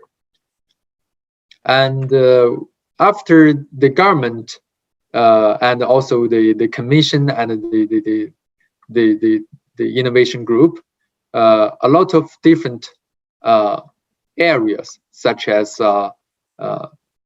operator and the vertical industry start to embrace this IPv6 Plus to help to innovate the services and also to change their business model. For example, the smart healthcare is already happening in China, and we actually deployed this last year. That the medical resource can be shared among different areas, different hospitals, and even some urgent the on-site areas. And also the cloud VR is now a hot topic that need a better experience, and with the new technology that is growing very fast. And for the smart education, it's really a hot topic since last year, because due to the coronavirus, many of the education need to be moved online, and we already have some of the famous companies in China to deploy this and to use this new technology to help their online video education class. And also the smart grid is another use cases, and is have already deployed this new technology. And based on all the analysis that, for example, one of the carrier in China already deployed a lot of this new technology, and they earned more revenue. It's about $50 million with this new technology, that only in 1 year. And after the government, the operators, vendors, and the vertical players, we can see the China IPv6 and IPv6 Plus grow in a very fast speed. So the first is about the traffic. The traffic increased a lot since 3 years ago, and also the users grow a lot each year. This is only about 2019, and actually we have more than 500 million users currently until last month statistics. And here is a summary that I want to share a summary from all the previous slides, that if the government wants to advocate or to make IPv6 and IPv6 Plus to be deployed in the country, so it is very important. The first step is to to set up an organization and to coordinate the industry chain. And the second, to release the IPv6 policy at the top level, so that people will learn this is the top level policy, and the different players can support this. And the third is to carry out the IPv6 Plus research and contribute to the global standards or to the local standards, and also to innovate application and the business model using IPv6 Plus, and promote the large-scale usage among carriers, OTT, and vertical industries. So by using these 4 key steps, your government I mean, your government can lead the different players like carriers, research institute, vendors, and vertical industry players to join together to make a ecosystem to help to deploy IPv6 in the short future, in the near future. Okay, so my last page is that I would like to refer to a very famous guy, who is Mr. Latif Ladid, who is the chairman of IPv6 forum and also the chairman of IPE Alliance. So actually, he believes IPv6 Plus can boosting the value of IP network infrastructure and help your economy to grow. And my suggestion is that we can have some points to discuss. Is that first of all, we can reach a common understanding of the strategic value of IPv6 and IPv6 Plus, and which can enhance your competition across countries and accelerate your digital transformation. And the second one is that we can match your expectations and need in regarding to IP deployment with Huawei's resource, because we have resource in the local and we can share our technology and experiences to help you, and also to communicate more detailed with regulator or with the local players such as operators and vendors. And also, if you have some IP related event, for example, some activity or some conferences, we also can help to communicate or to present our thought, and also invite you to join as well. And welcome you to join this new alliance in SAIPE, that this can help you to cooperate with your IPv6 experience with all over the world other area players to gather to learn and to share to advocate the deployment of IPv6 and IPv6 Plus. And also welcome you to think about to release the IPv6 Plus related policy as well as the cooperation. So your contribution and the suggestion will be appreciated. And thank you very much. That's all of my presentation. I hope I didn't spend too much time. And your questions are welcome. Thank you. Thank you very much for the insightful presentation, Dr. Liu. And yes, I think we agree. It goes without saying the important role that government has to play in all of this. And as stakeholders, we have to come together. I'm going to open up to the audience. I currently do not have any questions from them. So I encourage you to please ask your questions. You do have time now. We've got the opportunity to engage with Dr. Liu. Dr. Liu, what would you suggest that we do as South Africa, as an example, to put the focus in the right place with government? Because, you know, sometimes to engage with government and to get them to understand the importance of certain aspects can be difficult. We know that in certain cases they do not have the technical capability. So what would you suggest we do as an industry in South Africa to get the focus where it needs to be? Yeah, thank you for this question. I think based on different areas of situation, my suggestion is that, first of all, you may join the discussion or join the alliance to share and to learn, so that, for example, other countries such as Europe, China, and the USA, they already have their experiences and they are willing to share, and you may learn from their experiences, and then to try to issue some policy related to IPv6 to advocate this deployment.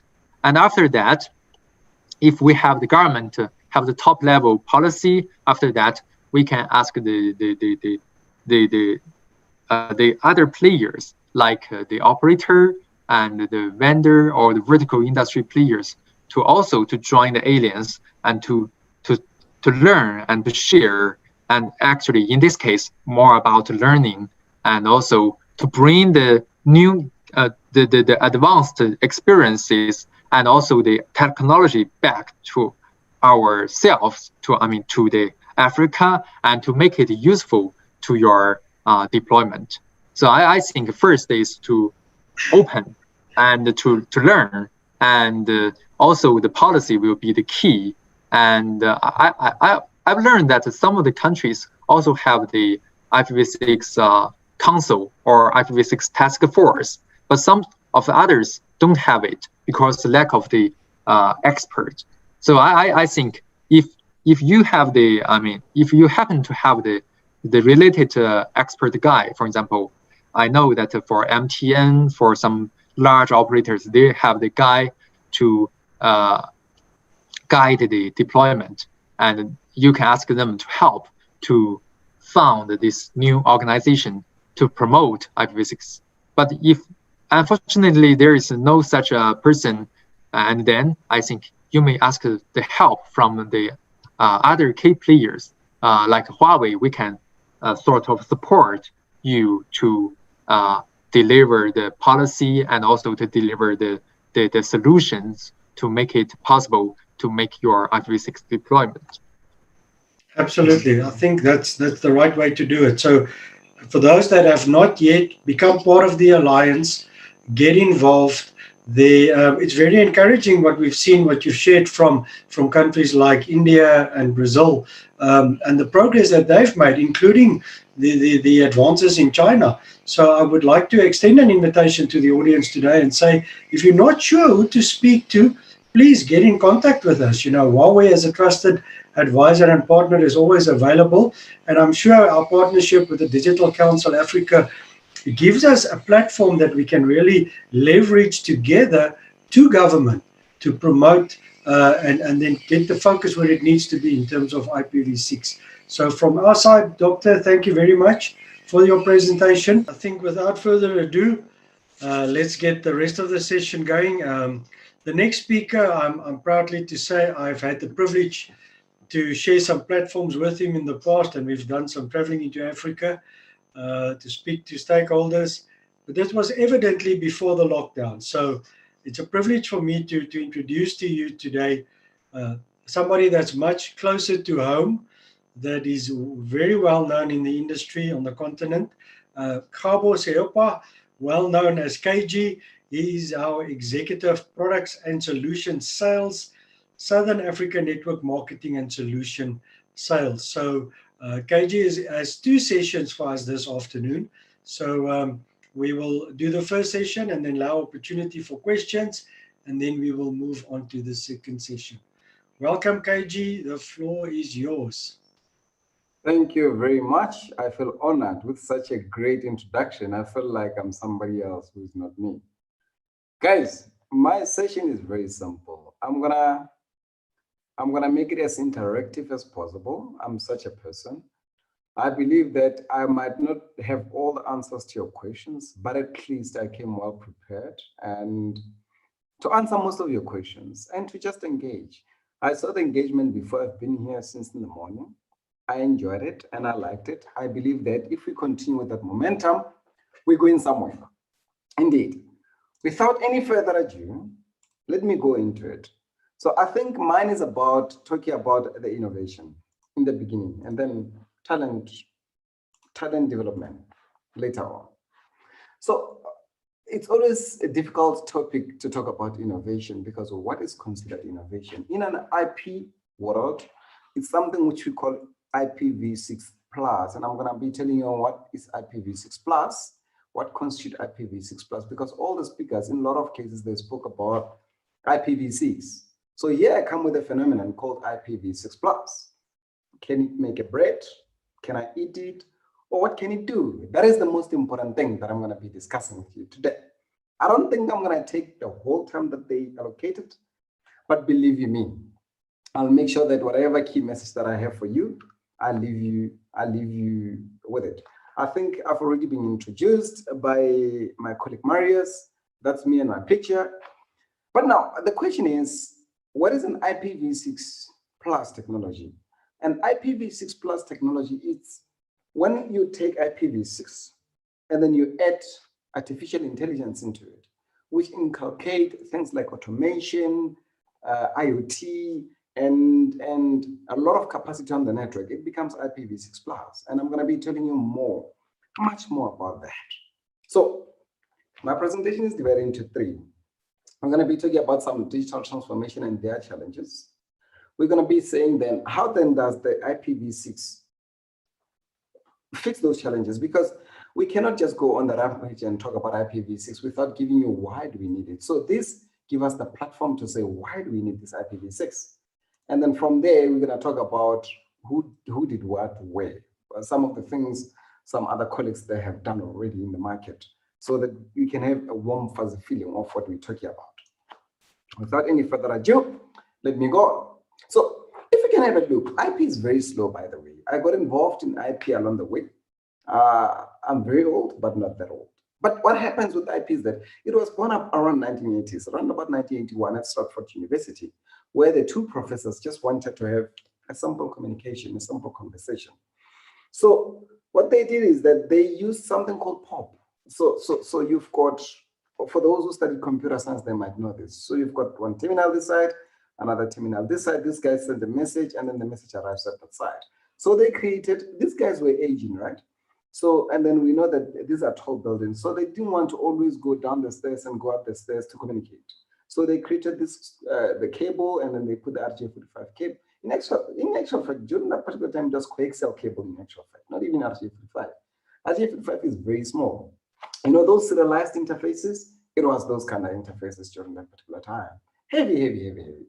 But if you can have a look at it, it took us almost 20 years to then come up with cloudifications and things like MPLS. It took us a very long time because MPLS came around about 2000. It has been in existence by almost 20 years. And then now we're talking about the intelligence. We're talking about things like segment routing version 6, that we're going to know exactly what does it do. Can it make a pie? As almost lunch right now, we want something that can do something phenomenal. So but nonetheless, as much as it took so long to move, believe me, we are at that stage where things are moving, and they are not only moving, they're moving rapidly. So now we've got new challenges, we've got new requirements. If you can have a look, when I studied my master's, I researched into something called IoT, and then IoT says that we're going to have billions and billions of devices that are going to be connecting onto the network. Now, where does those billion devices come from? If you can, I'm going to give you a typical example. Think about a farmer. A farmer is sitting somewhere in a farm, and you know that a farmer's quality, right? It's about the moisture, how well he's produced, moistured and nurtured to grow in a correct environment. Some, they must be dry. Some, they must always be watered. Some might be medium, right? But imagine you've got this big land, 100 square kilometers, right? And then now you have planted things on this particular land. Then now, every single time when this guy waters it, he waters the entire environment. Imagine he has sensors along the way. And then these sensors, they tell him exactly where and how much does he need to water. So that watering machine, the sprinklers, would then move to a specific area that we know they need watering, and only that specific area. Now, not only does it preserve him water and good quality, but it produces very good quality that the likes of Woolworths, they like. All right. So the produce becomes absolutely good. That is just a typical example. It goes into healthcare, it goes into robotics, it goes into a whole lot of environments where IoT now is the bottom line. Now we've got something called ultra reliable low latency, which examples such as BX. So vehicles driving, autonomous vehicle driving. Autonomous vehicle driving is things like Tesla. Imagine Tesla, where you can sit back, relax, read a book, and you tell this vehicle, hey, take me home. Hey, take me here. Hey, take me there. And it does exactly that. But it's not only that, it has a lot of things like gaming. My kids, during the weekend, they do gaming. And then they do the VXR, they do everything inside gaming, where all they need is very, very low latency. Now, those two, they want a capacity, good capacity. So we've got something called enhanced mobile broadband, where the minimum connectivity is 10 gigabits per second. I mean, I'm living in South Africa mainly, and we've got a lot of fiber in the urban areas going into the townships. Now, I've seen a lot of fiber going into the townships, and I've seen a lot of competition, even competing for that particular space. So now what we are saying is that we are living in an environment where 1 gig is no longer good enough. We need 10 gig. And then if we've got to that particular level, it's called enhanced mobile broadband. These are things that are driving force. Now, if you take this and you include cloud computing has made the world to become something a little bit different. I know that in the industry, we always fight regarding what is the definition of cloud. My definition of cloud is very simple, where it's hardware agnostic. You can use any hardware to connect to it. You can connect to it anytime and in anyhow. Number 3 is in anyhow. You don't have to. So I'll give you a typical example. I work at Huawei. So Huawei might say that you have to use our laptop and you have to be sitting in our offices, and then during 8 to 5 for you to be able to access HR services or to be able to access whatever. So cloudification came and said that nonsense, we don't want that anymore. We want the ability for us to can be able to do work wherever we are. It comes up with a lot of challenges. I'm going to give you another example of this cloudification. You've got call center agents which have very high churn rate. They rotate like nobody's business. So what we do with the call center, we allocate them the laptops, but the laptops are just dummy. Their actual desktop is sitting somewhere in the data center, in the cloud. They log into here, and then they can be able to log into their virtual machine and be able to work. You lose the laptop, you don't lose your work. You lose the person, you don't lose that person's work. That person's work is backed up and somebody else can be able to continue. There's a lot of use cases for artificial intelligence, big data, cloudification that brings about the current challenges that we have on the network. And believe me, I'm excited to share the solutions with you. Let's go on. Now, challenge number 1, cloudification in IoT. It requires a lot of addresses. That's why we came up with IPv6. I mean, we are talking about 50 billion objects that are going to be connected. They call them smart objects. I call them sensors. But these sensors by themselves are meaningless unless they've got some form of intelligence built into it. That's why we call them smart. I'm going to give you a typical example, right? The example that I gave you about the farmer, he has the sensor sitting down here. If we don't have a machine communicating to this, saying that, hey, the level of moisture is this, therefore do 1, 2, 3, we don't have automation. And therefore, this sensor is no longer smart. So that's why we're talking about the 50 billion smart objects. But then, why do we need so much? We need so much because if you can have a look at IPv4, it's only using 32 bits of IP addresses or 4 octets. Now, what happens with it is that you're going to have 2 to the power 32, which is about, I think it was about 4 point something million or billion. This was not good enough. Why? It's not good enough because if you can have a look at the number of people in the world, surpassed. Now, IPv6 says that I will create IP address, which is 128 bits, meaning that you've got 2 to the 128, which is a number that I couldn't even read to you. But I want to give you a phenomenon that you wouldn't forget. That particular number, 2 to the power 128, it is said that if each and every grain of soil in this world have an IP address, it wouldn't be depleted. Let me repeat what I said. If each and every grain of soil in this world would have an IP address, the IP address before would never be depleted. So we are looking in the next foreseeable future, we wouldn't have any depletion of IP addresses. But of course, the world is moving, technology is moving, you never know. I mean, I'm going to give you a typical example. In my house, you'd find that people have smart fridges, smart microwave, smart chairs. I mean, my chair, I want to lose weight. My chair has a sensor, and then that particular sensor collects big data every single day. And it tells me if whether my weight is going up or is going down. Whatever I'm doing is working or it's not working. I come sit here in my office every single day. This particular data is accumulated every single day. My shoes are smart shoes. What kind of smart shoes am I talking about? It tells me the number of steps that I did in a day. It tells me the longest jump. It tells me if I'm running, the longest speed that I've managed to do. It's unlike the cell phone that you're holding in your hand and then you move your hand up and down. This one is physical. It's constant and it's moving. You can be able to determine something.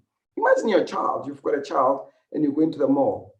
You know, these 3 years, 5 years, 7 years, they're notorious in the malls. There are those that you have to hold by the hand, or otherwise they get lost. Imagine the situation where you've got shoes, which are absolutely smart shoes. The smart shoes have got an app on your phone, which is connected to the shoe. You don't care if they get lost, you just look at them and then you know which corner they're sitting in. Yeah? There are a lot of use cases, guys. Technology, it's so beautiful, and I'm excited about technology. The possibilities of technology. Look at hologram. Hologram gives you the opportunity and the ability for you to can be able to be in America while sitting in my office in South Africa. I mean, I've witnessed when I was doing my research, my master's research, I witnessed a phenomenon where the doctors in New York, they could be able to operate heart surgery in South Africa, in Sandton. So what they did is that they had a robot sitting here. This guy had a big screen. They had 1 gig dedicated link. Of course, via VPN, this guy sitting somewhere just in America, looking at the operation. And then he managed to then, using robotics, directly go and do the heart surgery at the end of the day, and it was successful. The heart surgery that is not typical in South Africa. I mean, we've got something called open heart surgery. I had, I think, 3 or 4 people that I've met in my life that have done open heart surgery. Believe me, when it is cloudy like today, or when it's rainy, or when it's winter, those people, they don't enjoy at all. Their scars, they've got a lot of complications. So what this guy did is that he went to the stomach, he inserted a small tube, and that particular tube has a camera in front of it. So he could, sitting in America, drive this particular tube all the way to the veins of the heart. And then he could find the clot or the blockage on the vein of the heart. And then he, using that particular tube, inserted a balloon, and then he blew the balloon, and then it opened up. It just opened up that particular vein. Imagine now they have to, under normal circumstances, they drill the guy. They normally drill them half open, and then now they take all the parts out, and then they go to the vein, and it takes literally minimum of 24 hours to do that. But with this one, phenomenal. The guy still in America, absolutely breakthrough. Guys, I'm telling you something really, really beautiful. Technology is phenomenal. Technology is absolutely phenomenal. Some of the example, imagine new services that require high quality connections. Autonomous driving that I spoke about. I mean, you're sitting at the back and you just relaxed. It needs to look at the traffic, it needs to look at the road, it needs to do a whole lot of assessments. But now, imagine, this thing doesn't work on its own. It has some cloud computing somewhere where it gets the data all the time.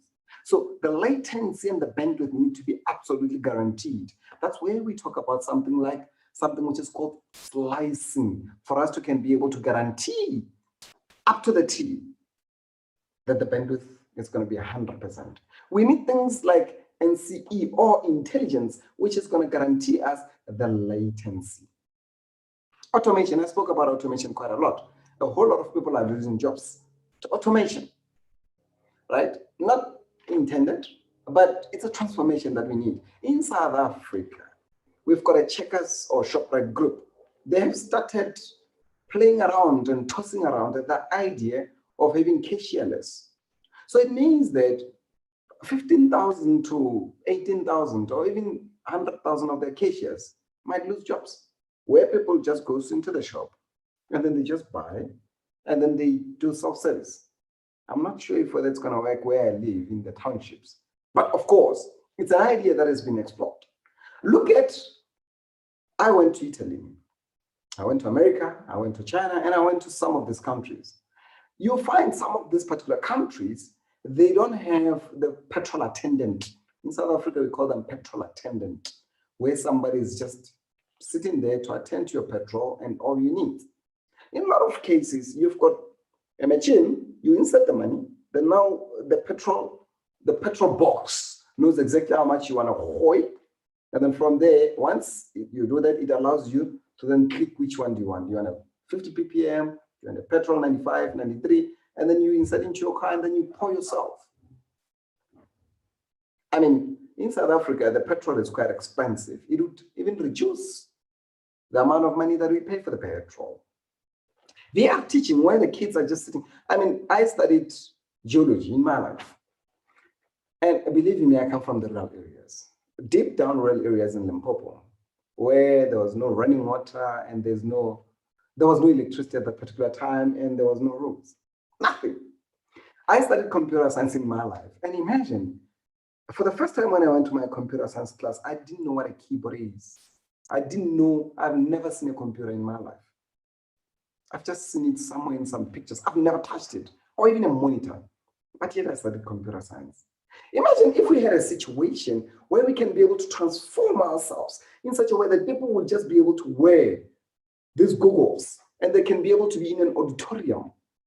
When I studied geology, we had to go to the auditorium, and only now we start to understand what is a galaxy, what is the Milky Way, what is the three-way, what is the interrelationship between the stars and the sun and the moon and the evolution, the solar system. Imagine if our children, I studied physical science when I was in the rural areas, and they told me about an aeroplane moving like a projectile motion. I couldn't get it. Imagine if our children can be able to be taught where it feels like they could touch those things. It feels like they're in that real environment. I've seen VR making wonderful things, I'm telling you. And here I am saying to you, those things are partially possible because of IPv6. And they're completely possible because of IPv6+. Smart healthcare. I told you about the smart healthcare quite a lot. But most importantly, imagine the goggles in the rural areas of KZN, in the rural areas of Tanzania. I mean, in the rural areas of Mozambique. If I could be somewhere in the world and my goggle is sitting somewhere in that rural areas, but I can be able to see a viral signs through the smart healthcare, it would save a lot of lives. A whole lot of lives is lost due to poor health care. Just poor care in the end of the day, because should we have been able to detect what is wrong with it that particular day, we could have done something about it. Because before something happens from a healthcare point of view, there will always be signs that shows that, hey, you're about to hit the fan. And things are not going to be right. Now, guys, you can engage me. I'm all for that. Cloudification. I spoke to you about the office in the cloud. Teaching, where this particular teaching, I mean, guys, the VR teaching, you don't have to have a teacher, by the way. The learners need to know the lesson for the day and where they need to click for them to start watching it and then interacting with it. It's robotic, absolutely phenomenal. What happened to me? Okay, production, manufacturing, video conference, exactly what we are doing today. You're sitting somewhere in Africa. I'm sitting here in South Africa in my very cold office. Entertainment, in China, there are few artists that do private functions, sitting at their own homes. You're sitting at your own home, and then through the internet, she can perform here, and then you can watch using VR, and then it's as if you are with her. You can interact with her, you can talk to her. She'll perform you the song that you want. In South Africa, we are not allowed to have weddings which goes beyond 100, if I'm not mistaken. Imagine if you can be at a situation where you can invite different artists for your wedding while they perform at their own places, and then it gets to be streamed, and you're 50 people at the wedding, you can be able to give them the hologram experience, and now they're absolutely there. Guys, I cannot see your chat. The best is for you to interrupt me. I don't mind being interrupted. Now, imagine South Africa. I just want to give you a typical example about South Africa. The economy is divided into 2 or 3. It's divided into the haves and not haves. Imagine if we could be able to move our businesses into the rural areas where we do the lot of business expansion. We've got a lot of people that we could be able to access. Imagine if we could be able to give them fiber And then now they can be able to learn. Those who provide that teaching material can earn more money.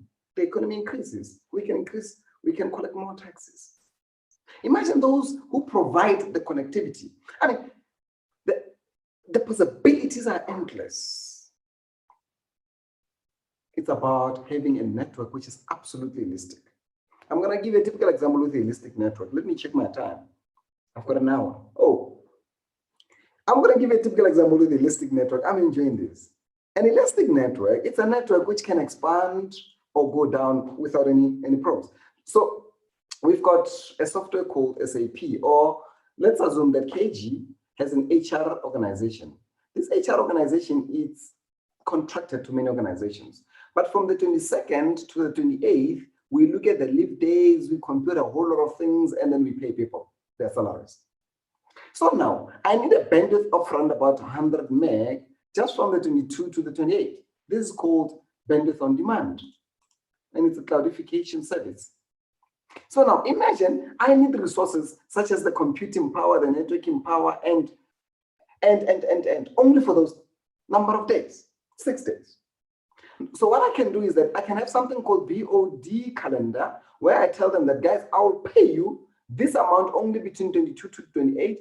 During the other times, I'm only going to pay you this amount. So you only pay for what you utilize.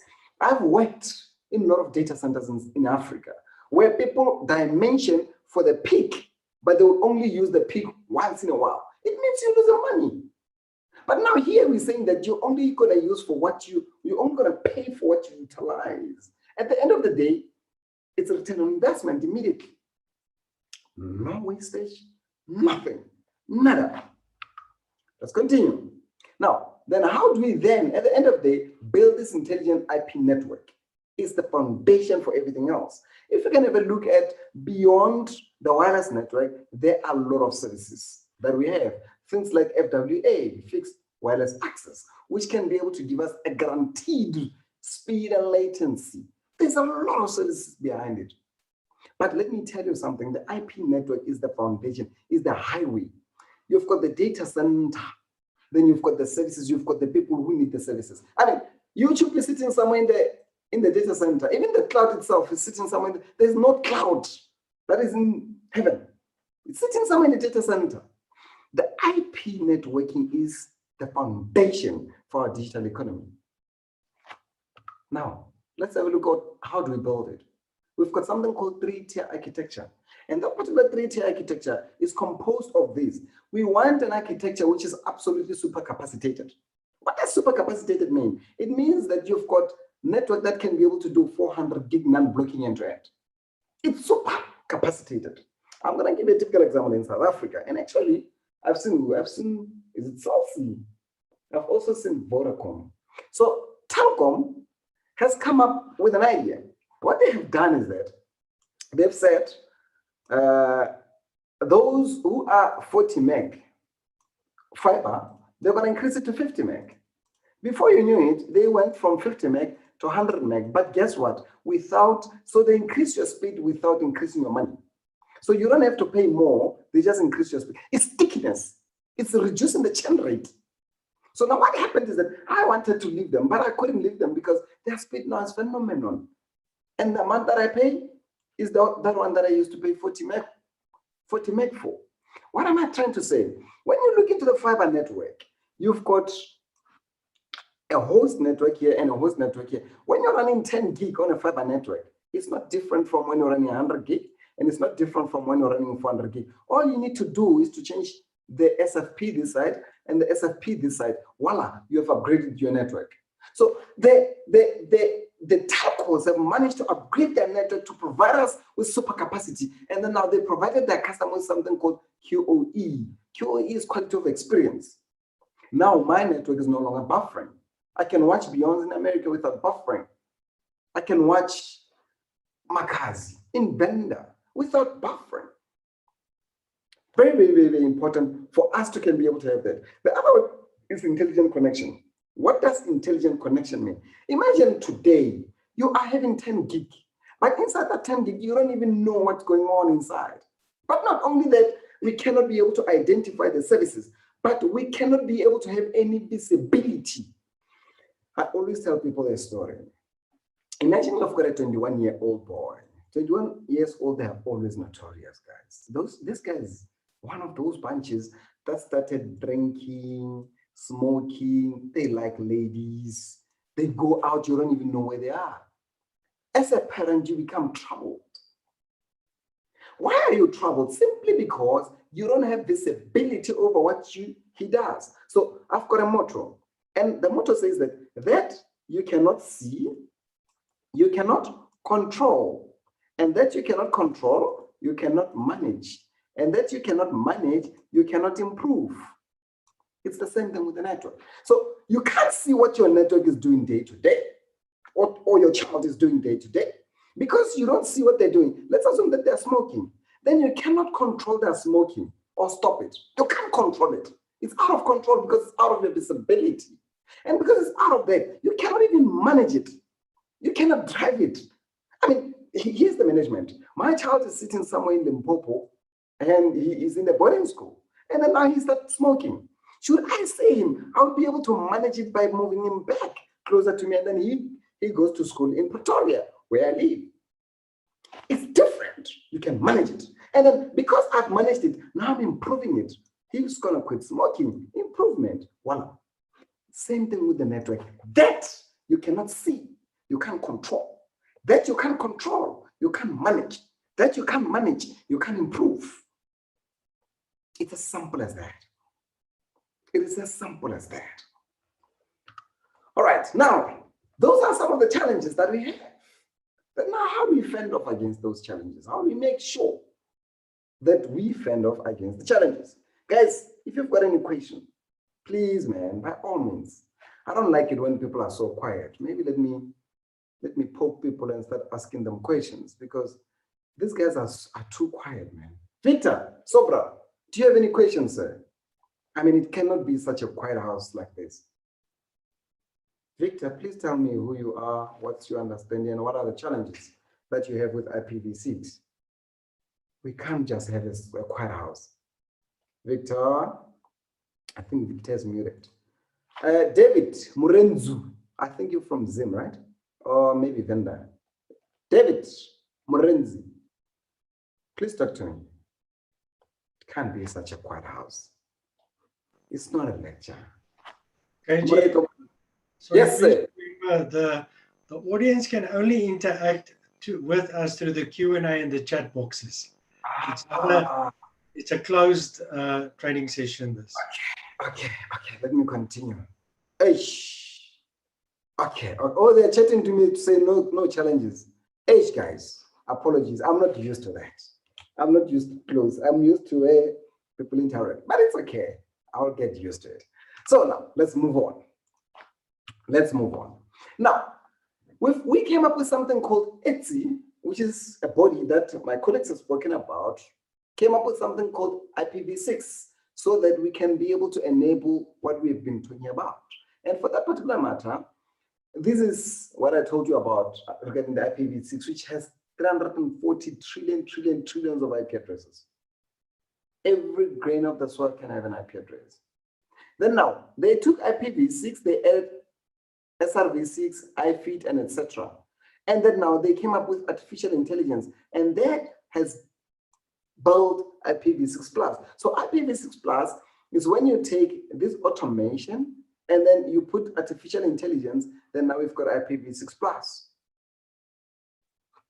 It gives us automated network, better experience, and security. Now, ETSI then wrote a white paper where then those ideas were discussed. So what are the key enablers for IPv6+? It is the massive IP addresses that we're going to be having. The second thing is about intelligent connectivity through SRv6. Some of you might not know what SRv6 is. Should you not? Please ask me, and then I'll be able to explain it in detail at the end. I'm adapting to a new phenomenon. Experience guarantee is where we talk about slicing and ultra broadband. Slicing is the ability for us to take a 400 gig interface and slice it into many slices so that we can guarantee the bandwidth for each and every individual customer. Artificial intelligence is where we can autonomously drive our network. We can drive this network autonomously. It is critically important. Critically important. Now, what is this SRv6? What does it provide us? In the beginning, I mean, my friend Mugabe used to say, in the beginning, there was IP and pure IP. Then it was followed by MPLAs. SRv6 is an evolution from MPLAs. MPLAs works by having the labels. It's called multi-protocol label switching. You switch the labels as you go along. SRv6, it's a complete continuation of MPLS, but it provides us with programming and SDN. But most importantly, simplification. We can now simplify our network. Where was that? Simplification. So before we used to have a lot of complications, guys, and now we've got absolute visibility. We can have committed latency and we can have protection. There's something called TI-LFA, FRR, which stands for Topology Independent Loop-Free Alternative with Fast Reroute. Those are the kind of stuff that segment routing version 6 provides us. Guys, don't worry about the terminologies. It just means protection. Protection simply means, should one link fail, we will take the alternative link. That's it. That's why they say fast reroute, topology independent, loop-free alternative. It's just an alternative path, which is loop-free. Don't be scared. Nothing scary here. Now, slicing. Slicing is the mechanism and the ability for us to be able to divide the network and guarantee the bandwidth. For example, think about an ambulance that is connected to the network. And because this ambulance is connected to the network, we want to see my gogo sitting inside an ambulance, and we want to start to take vital signs. We want to see her, and we want to tell the people that are traveling with her, what are they called? Paramedics. We want to tell the paramedics, Mr. Paramedic, please, by all means, do this, do that. That would be maybe the nurses or the doctors at the care center who are watching. But then now, if this particular ambulance doesn't have a guaranteed bandwidth, we're not going to be able to achieve the services that we want. Dedicated education channel where we've got MOOC, massive online and over-the-top courses, massive, right? Dedicated power channel. I mean, I'm going to give you a typical example in South Africa. In South Africa, we've got a company called Eskom. Some they call it HCOM. Sometimes it gives us something beautiful called load shedding. Guys, if I ever have load shedding just now, this conversation is over. Think about it. So now, but imagine if Telkom would be able to have the internet or the network connectivity, whereby they've got transformers and substations and everything everywhere. Now, their intelligence can be able to do something called intelligent distribution of power, where they only said, remember, they use active current. It cannot be stored or anything. So it needs to be sent to where it belongs at that particular time. So now, the reason why we've got load shedding sometimes is because they send a lot of power to where it's not necessary. At the end of the day, the regions where you necessarily need that particular power, the transformer either bends down or the entire environment goes down. And therefore, they start to do something called load shedding. Imagine the situation where they have the network and they can be able to do something called intelligent scheduling and distribution. These are enabled by the technology that we're talking about and things like IPv6. These are some of the use cases that we're talking about, guys. Absolutely important. Now, IPv6 is AI driven. What do we mean by AI? Today, the network is absolutely not visible. We cannot clearly guarantee our customers the correct SLA. I will tell my customer that I'm going to give you 1 gig on the network. But how do I guarantee them? Because we use something called quality of service, and quality of service use something called scheduling and policing, right? Scheduling simply means that I will schedule the packets based on the bucket system. That particular bucket system sometimes doesn't work. Slicing is not bucket system based. Slicing is hard-coded. If it's 1 gig, then it's 1 gig. That's it. You've got absolute dedicated 1 gig. That's it. But on top of that, we're talking about AI. AI is the ability for us to use a new protocol called telemetry. Telemetry is a protocol that replaces SNMP.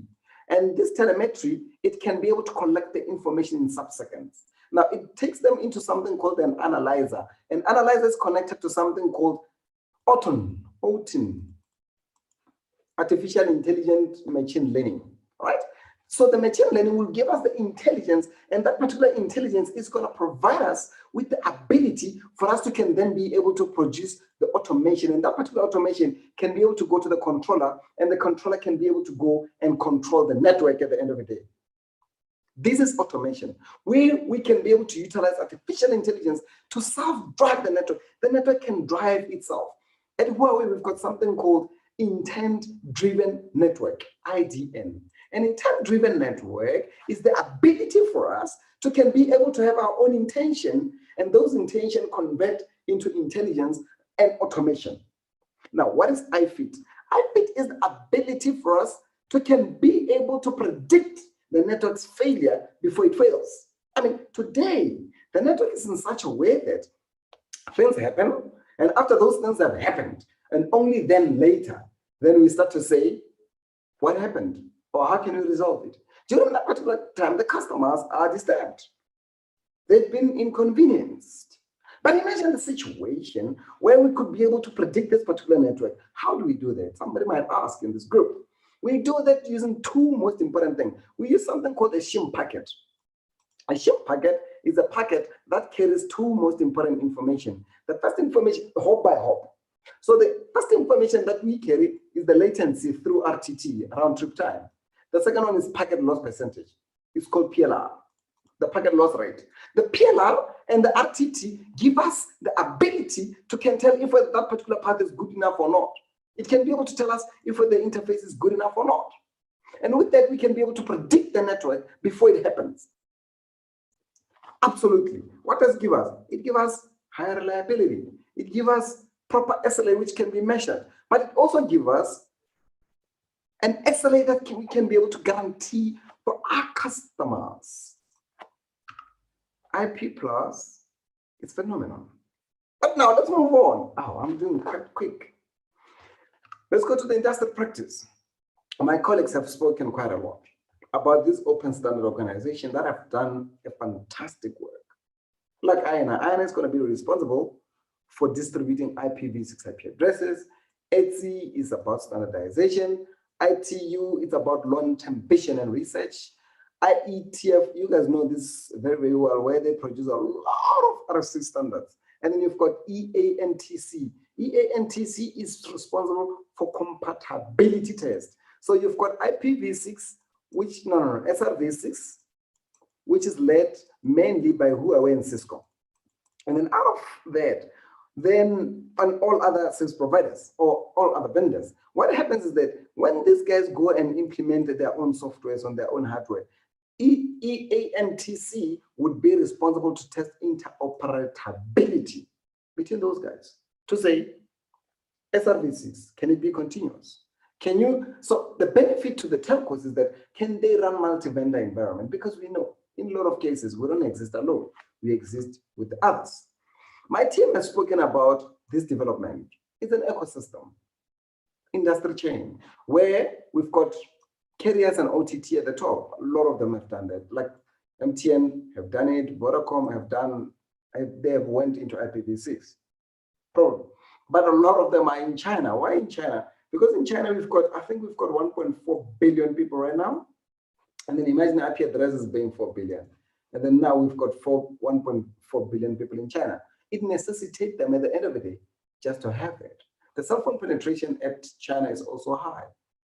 They don't have a choice. Vertical industries, where we spoke about the manufacturing and all those kind of things, app and open sources, where we talk about things like Linux, where they develop a whole lot of things. Device and common component vendors like Huawei, Cisco, routers, IEX, Intel, academia. Academia, they've got a responsibility to ensure that at the end of the day, this becomes, and then the industry platform.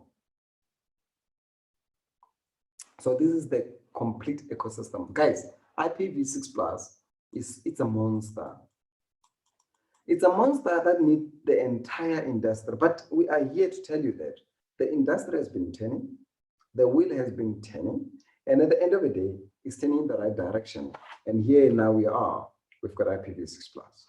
I'm more interested in sub-Saharan Africa. If you look into sub-Saharan Africa, you've got countries such as Uganda, Rwanda, South Africa. They have inculcated IPv6 in their own environment, and they are utilizing one way or another IPv6 plus.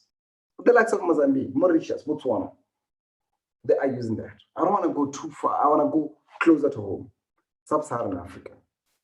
I want to give you a typical example of MTN in Uganda. MTN in Uganda, they had a few challenges, and one of their challenges was to guarantee the bandwidth, to guarantee the latency on the network, and to have a robust, good quality of service with a network that can be able to fade over from itself to itself. Then they came up with something called MTN Oxygen as a strategy. Now, what they did is that they implemented, therefore, IPv6 plus, and after they implemented IPv6 plus, they moved from the MPLS, which only gave them the best effort, to something called segment routing version 6 with artificial intelligence. So segment routing TE, traffic engineering, which can then now allow them to use the policies to steer the traffic the way they want. Now, the result is that it gives them an absolute shorter time to market. So if they want something, they can be able to reach it, and they can be able to reach it as quick as possible. Very, very, very, very important. Key strategic moves, all right? The IPv6 plus is creating new value in the industry. So what is our call of action? Our call of action is that everybody needs to invest in basic research and system engineering capabilities. I mean, my colleague prior to me, he even invited you guys to join the Open Standards Forum, or to just look at them while they participate. You learn quite a lot. You look at the engagements and you see their work. I read a lot of RFCs, guys. To be on top of my game, I read a lot of RFCs. And what happens at the end of the day is that a lot of development happens every single day. But imagine if you're an organization or an individual involved in those research and in the ecosystem and capability building. Another call of action is to maintain global unified connectivity standard to ensure that this becomes a reality. And then we want you guys to join in. And for those who have joined in already, to start implementing it, to automate their network. And then now you need to work with the ecosystem partners to develop scenario-specific industrial solutions. These are the key strategic moves that are absolutely important and required. I told myself that I'm going to take the first 45 minutes, and from there I'm going to open up myself up for any difficult question or any, there's no difficult questions. There's no stupid questions, guys. You can ask me anything. I'm not the super duper know-it-all. That I don't know, I'll tell you, and then I'll come back to you. Okay, Marius? Thank you for that. Excuse me. We've got some comments and a question from Eric first, where Eric says, wonderful presentation with clear, precise examples. It's quite obvious the possibilities of IPv6 are endless. Some countries in Africa have high data costs as compared to global north. In the end, the perception is that telcos push the huge investment cost towards the end user, as naturally early adopters invest more. What does IPv6 have to offer that focus on such challenges? That is the first question to you. Let me answer this because it's so long I might forget it. It's a difficult one. I don't think this is a challenge that IPv6 is intended to solve. The high price in African countries. The high price are mainly due to the economic situations. I'm going to give you a typical example. I traveled Africa, and some of the countries, they charge high VAT and high import duties. Then now, those things, they drive the telco's price high. Why? Because at the end of the day, they need to return the investment. But not only that, sometimes it's about the policy. And my colleague, like Daniel, they spoke about the policies. I'm going to give you a typical example about the policy in South Africa. In South Africa, we had a march called Data Must Fall. It was a serious march where we're saying the data is much more expensive for us. Then we had the regulator called ICASA, who then went and regulate how much people need to charge at the maximum for the data. So now, the combination of the two yielded us being able to pay a little bit less. Now, because we pay less, the penetration is a little bit more. This conversation is not related to IPv6. IPv6 is about the depletion of IPv4 and also the innovation of IPv6 into something which is IPv6 plus. I hope I answered your question, sir.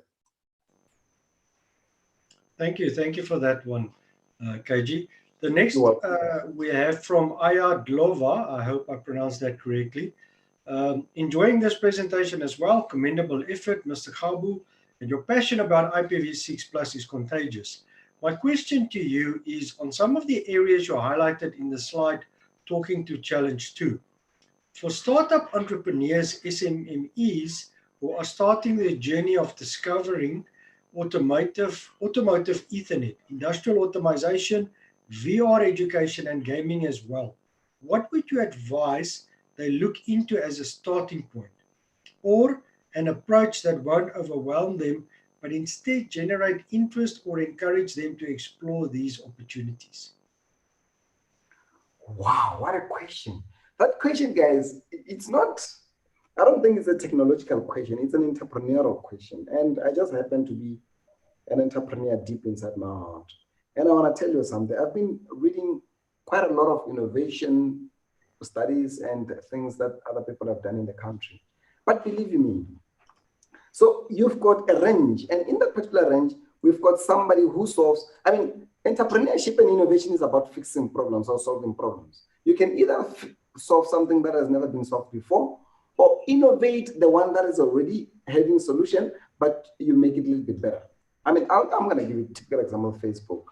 Facebook, people used to meet, and then people used to meet physically, and then Facebook said that, no, man, I'm going to create a technology and a platform where now people can be able to meet anytime, any day, very short. Now the world is absolutely connected after that. So now my point is that I would never be able to tell you where to start, but go into your entrepreneurial drive and look at the problem that you want to fix. And maybe after you have identified the problem, let's come and have a conversation to say, do you think I should start it small or go big or make it this way or make it that way? If you get what I mean. Is it something that I can be able to solve using automation and using everything, self-driving and all those kind of things? Or is it too big for my own challenge? My investment, does it allow that? Because at the end of the day, it's about capital injection. How much capital do you have for you to then can be able to do that? So it's an entrepreneurial question.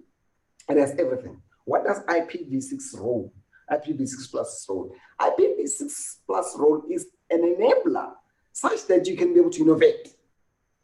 Enabler, I mean, you can do the shoes, and then inside the shoes, you can put the sensors, and then you can do an app, put it in the cloud where the parents can be able to see their kids in the malls, and a lot of people need this. I mean, in South Africa alone, most of the boyfriends would give their girlfriends these shoes. You've got a winner. All the boyfriends would give their girlfriends these shoes. I think I don't want to mention it, but so it's an innovation thing, and then you can't. Your entrepreneurial drive will tell you where to go. I agree with you fully, KG. I think that there's a whole new world that awaits us in terms of opportunities and capabilities, and some of the areas that haven't even been touched yet. Some of the businesses that don't even realize yet how they will be impacted by these technologies, and that's why it's so super exciting. So thank you for those questions. Thank you for the feedback, KG. You are more than welcome. I don't see any further engagement to then start your second session. Thank you. I'm going to go to my very, very second session without any further ado. Let me discard this. Let me close my first engagement. I stopped sharing. Okay. Let me share afresh now. Guys, then the question is, now that you have spoken about this IPv6 that can be able to even make coffee, right? We can be able to give our girlfriends the shoes to walk around so that we can be able to know exactly where they are. I don't know why would you want to know where somebody else is, but I know in South Africa, a lot of people have asked me about that innovation. Can we get a shoe that I can just insert the SIM card? On my phone, I can be able to see where this person is anytime. Maybe they're worried that their girlfriends and their wives might get lost. You never know. But the question is, after we have done that, there need to be people on the ground that takes that and implement it and manage it and troubleshoot and make sure that this service is implemented at the end of the day. It's where we're going to be talking about building talent and enabling that particular technology through national IP talent cultivation solution. Guys, this slide is going to be showing you as an example how we at Huawei have implemented it. So we will give you the strategies, but we'll also show you as an example how we at Huawei have implemented it. In the beginning, I'm going to tell you the market insight and some analysis that we did, and then we're then going to talk about the solution and the cases. Therefore, because we've got a lot of beautiful cases at the likes of Ghana, where they did something called IP Cloud, which is absolutely phenomenal. Now, when you look, the IP, the fourth industrial revolution, which some people define it in their own way. I define it as an IPv4, IPv6 plus, because I'm an IP person, I'm an IP personality, I'm a technologist. I look at the enablers.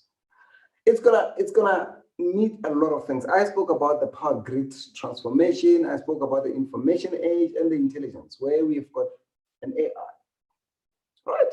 So there's a lot at stake.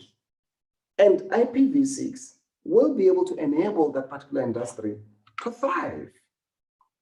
Given that, now what do we do? How do we take this guy sitting somewhere in Botswana and make him the greatest expert that he can ever be? It is by developing the policies and in evolving through that. If you look at Industry 4.0, it has a lot of automation and a whole lot of things, right? But if you can have a look at other countries, such as Thailand, they came up with strategies, and then they've got something called national broadband, and Cameroon, they've got IP ICT strategies, agenda digital. And it talks about how they're going to evolve from where they are to the next level. And then they talk about the IP or the ICT transformation along that, more specifically for IP. Come on, why my slides do that sometimes? I don't know. Now that we've got some challenges and we've got some insights into other countries and what they're doing, what is needed? What is needed is something called Industry Academia Government Collaboration, which is a delivery model. What is that delivery model? It's to take the IP ICT industry, right? The likes of Cisco, Cisco F, CCIE, right? Where people can go for 8 hours. I got grilled properly for 8 hours. And I had to get a CCIE number afterwards. HCIE, you get grilled. I got grilled for 8 hours. And then you get an HCIE number afterwards. You become a geek, just like me sometimes. So these guys, they're going to create something called Competence Center, where they develop the material and they enable you. And I'm going to show you an example of those material and the technologies that you can learn. And from there, what happens at the end of the day is that the government bodies, they create policies that would enable this environment to thrive. And then now these guys, they create that environment so that the jobs can be created and the economy can be sustainably growing. We need talent, we need skills. So it's a two-way relationship. But these centers, then they go to something, the people, which we call ICT talent pool, and then they do certifications. We've got an associate certification or entry, we've got intermediate, and we've got expert. Of course, to get to an expert level, you gotta have a passion. You gotta have an enthusiasm, but most importantly, it gets to be beyond you. You gotta have a bigger passion where you wanna see your organization thrive or have a competitive edge. I mean, when I was doing my business degree, they said in the information age, the competitive edge for every organization is talent. So now here is talent cultivation. How do we ensure that we cultivate this talent to the maximum possible degree? Whereas we can then be able to harness that talent to our advantage. We've got a lot of unemployed youth. In South Africa, it's estimated that 75% of the youth is unemployed. Imagine if we could create the policy and create this, we would be able to allow that environment to thrive. Undergraduate reskillment. I mean, we've got I mean, I studied computer science, and out of computer science, I studied programming, software development, this, and networking. Now, if you want to specialize in networking, there's a huge gap that you need to go back and learn. If you want to become a software developer, there's a huge gap that you need to go back. Jakarta Tomcat, Java, they've got something J2EE, if I remember very well. At some point in time, I wished to become a software developer, but I realized that networking is my passion. I enjoy seeing the communication from the ingress to the egress and understanding the entire movement end to end. So we need these particular guys, and also the local university, they need to partner with the ICT industry competence centers such as Huawei to can then be able, University of Pretoria in South Africa, they are offering our courses. In actual fact, they're offering Cisco and Huawei courses. In Ghana, they're doing absolutely that, where a learner as part of a module, they can choose either to do networking or to do our module such that they end up having a certificate. Of course, ours is a little bit more challenging, more robust, but it's industry related. You are guaranteed of the path once you finish. So this is an ecosystem that we're talking about, where you've got the local universities which can be able to provide the annual report to the local government to say, we have trained so many people. And then now these guys, they can be able to then authorize the funding. I mean, in South Africa, a lot of universities, we know it through FISMAS4, they are funded by the government.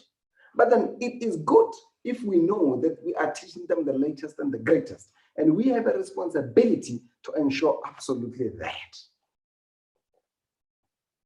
Now, how do we then do this national digital talent ecosystem? And what is our role in it? We've got students, we've got ICT practitioners, and then we've got the government and the enterprises.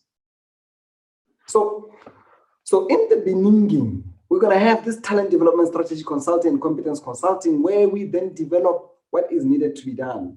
So we have competency standards, then we do training certifications, and from there, we've got digital talent. It is as simple as that. Now, from our side, let me go through it. I told you that we've got the entry, we've got the intermediate, then we've got the expert. Not only do we have an IP, but we also have different other ones. For example, you can do an IP certifications, you can do a cloud certification, you can do a radio certification like 5G certification, LTE certification. You can become an expert in LTE. You can do data center. You can do a whole lot of things. In IP, we've got two of them. We've got, or even more. You can do routine switching inside IP. You can do security. You can do service provider. You see? So IP by itself, it has a lot of things. So it's about the curriculum. It's about the enablement that allows you to can be able to learn at your own leisure time and in your own pace, or different systems that allows. This is our role. This is exactly what we do. So the government would then create the competency standard, would then create programs that are globally recognized, and therefore talent. Now, what is the solution to that? The solution is that we can have a lot of different systems that allows people to can be able to learn. So now, in the beginning, we need to do labor market demand research and assessment, where we can be able to see if whether there is a need. And once we've seen the need, we then have to do something called competence standard and design. In South Africa, it's called qualification standard, something is called NFQ level. Is it called NFQ? Yeah, National Frame of Qualification. You've got level 11, level 11, which is doctor, and you've got 6, maybe diploma or something like that, which is a roadmap of what person need to do to get whatever they need, they can get. Then we've got talent solution design and TTT curriculum design. So now from there, we go and develop the curriculum, and from there, training delivery. And then the delivery of the training is many, many ways. IP training program, CT training programs, imaging technology training programs, digital leadership programs. There's a lot of training programs and delivery. From there, the most important one is the assessment. How then do we assess you? We assess your competence, and from there, we give you a certification. It's as simple as that. It's as simple as that. We do the labor market assessment, government, you guys. From there, we develop the framework for the NFQ. From there, we then develop the curriculum, we deliver, we assess, we certify.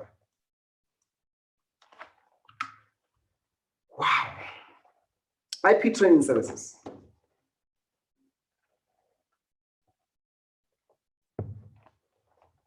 IP talent development from a training solution point of view.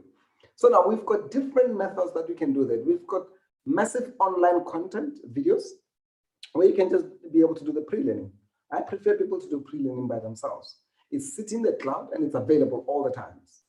Then from there, you can also have a themed course hand exercise where you can sit in the class. I sometimes teach people. I enjoy teaching people because I realize that when you teach people, you increase your knowledge, you challenge yourself, and then you input that particular knowledge in your head such that it cannot go.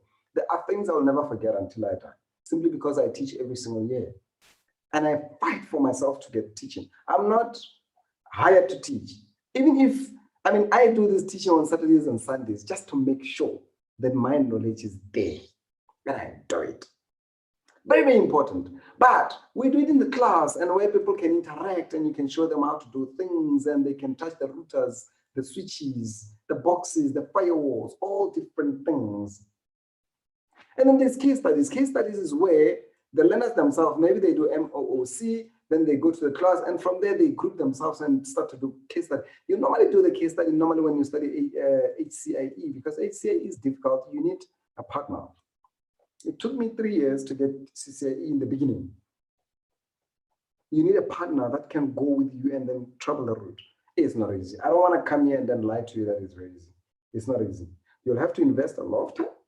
You'll have to have some sacrifices, but the rewards, I wouldn't have traveled the world should I have not been there. Should I have not been the expert. I wouldn't have been in front of multi-thousand people in Russia, in Europe, in America, and then speak in front of them. If I can show you my pictures, you're going to realize the confidence that you get after you get this, it's phenomenal. Even if somebody asks you a question, you can confidently say, I don't know the answer because that's not my domain, because you know what you know. Because if you're not an expert in anything, you don't know what you don't know. But if you're an expert, you know what you know. Very interesting. So I'm encouraging you guys to become experts, absolute experts. Practice-based training. Now you go out and then you practice with the command line interface, installation, it can be anything. With IP better, you do advanced training. You can do a lot of things. And from there, now, after you trained and after you got the certification, now it's post. Now you start implementing. You start to see the IPv6 being manifesting. Faculty, system construction, and courseware licensing. So how do we then license the universities, right? Then we need to have a program called TTT. TTT means teach the teacher program, where we take your CV or train the teacher, teach the teacher. We take your CV, then we do a customized cultivation plan. We give you theory in the lab, and then we enhance the skills in project. We do the 80% courseware certification, core teaching, then you teach. You get a certificate, then you teach. TTT is a program that ensures that we can have handover and we can have many people teaching. At the end of the day, then it's something called snowballing effect. It has a snowballing effect where then now we can be able to reach a whole lot of people at the end of the day. Now, what do we need? Lecture material, student's guide, lab guide, teaching guide. We've got a lot of kit that can immediately be delivered to you for you to can be able to be absolutely empowered to can be able to enroll in it. If you're interested in it, you should ask. Now, the certifications, they help the companies to be able to be competitive. I mean, let's look at the advantages of the certifications. Now, you can be able to advertise your jobs and say that I want somebody only who has HCIE. We know they've done this. So now you can be able to grade people and know what you want. Quick and effective talent capacity assessment. Quickly, you know what capacity you have in your people. Complete talent certification standards and upgrade and reservation of the capacity. So for example, in your organization, you might be having one HCIE person, but then you know that the capacity is not good enough. Then you can be able to then have, I mean, when I was working, I'm just giving an example, at Vodacom, they had a program to can be able to certify people in HCIE. So because they knew that the capacity is not there and is not enough. Talent development from being an engineer to a senior engineer to an expert. And then we've got a lot of benefits to those who take the gym. So these are organization benefits. These are individual benefits at the end of the day. So it's easier for you to be able to plan your career. From an organization point of view, you can be able to establish fair and fair. I don't know why we say fair and fair standards. Absolutely first. I mean, one of the biggest things that we always have as managers, as executives, as anything is, how do I compensate this particular person? Then imagine you've got certifications, then you can be able to have benchmarking to say, if they have this, I'm going to give them this. If they have this, I'm going to give them this. You can be able to build a self-learning organization and implement a strategy. That is it. Now, what is it? What is in for those people who invest their time? It's about knowledge. It's about skills. It's about the trust. It's about the self-confidence, and it's about opportunities. I told you about self-confidence. I worked at Vodacom at some point, and guys, I'm very glad to announce that I broke the network once. Properly broke it. Proper. Shamil Joseph, at that particular, he knows me. Shamil Joseph, at that particular time, he was the CEO of South Africa.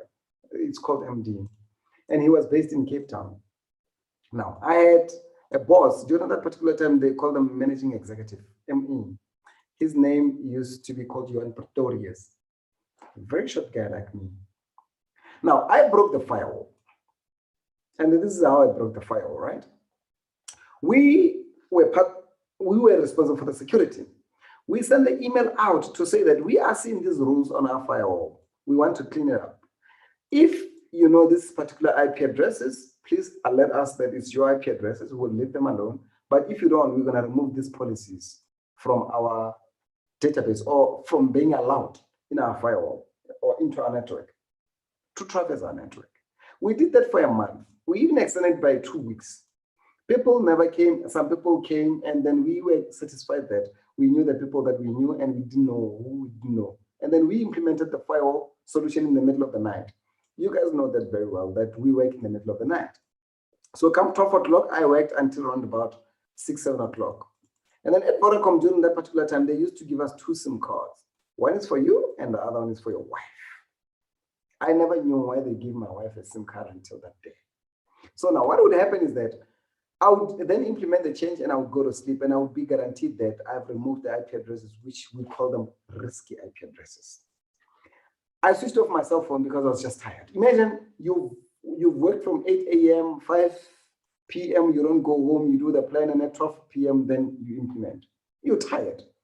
Then they called my wife and telling her to wake me up. She left her work, came back home to wake me up for me to go to Vodacom. The network was down. The entire network was down. The GGSNs couldn't speak to the SGSNs, and the people couldn't be able to go to the internet. Simply means that those people with the SGSNs or the GGSNs, they didn't know their IP addresses. But however, my big bosses, they didn't want me to implement back all the risky routes. They wanted me to go and analyze, sniff. It's called capture. To capture the packet and sniff on the network and understand the intercommunication between and implement only the IP addresses which are required. During that particular time, I sat down. The managing executive, Johan Pretorius, he came behind me on my desk while I'm working. And then the MD, Ben Shamil Joseph, he flew from Cape Town to Johannesburg, and he became part of these people. They even bought me a pizza, sitting at my back. I worked 12 hours non-stop. But now, if you don't have the confidence, I'm telling you, you'll break down. During that particular time, that year, for every 15 minutes, we lost 1 million rand. The company is literally losing money. And all due to you. What am I trying to tell you? If you are certified, you are skilled, you can be trusted. You can be dependable. People can depend on you. And your confidence will bring you through. Those who have never broken the network, they don't have confidence. I've broken it a few times, and sometimes I'm proud. Like the Vodacom one, I had to break it because people never came forth to say this is my IP or this is not my IP. It gave us a lot of risk. Imagine during that particular time, if we had denial of service attack, Imagine if we got hacked because we had a lot of unknown. And let me tell you something. We then went and did the roundabout at some point, and we found a simple box, man. It was just a box sitting somewhere in the data center corner, connected through the lead, the RJ45. This box happened to be the torrent box. When you go to the torrents, you'd see one of the leads or feeds or seed written Vodacom, and it was this box.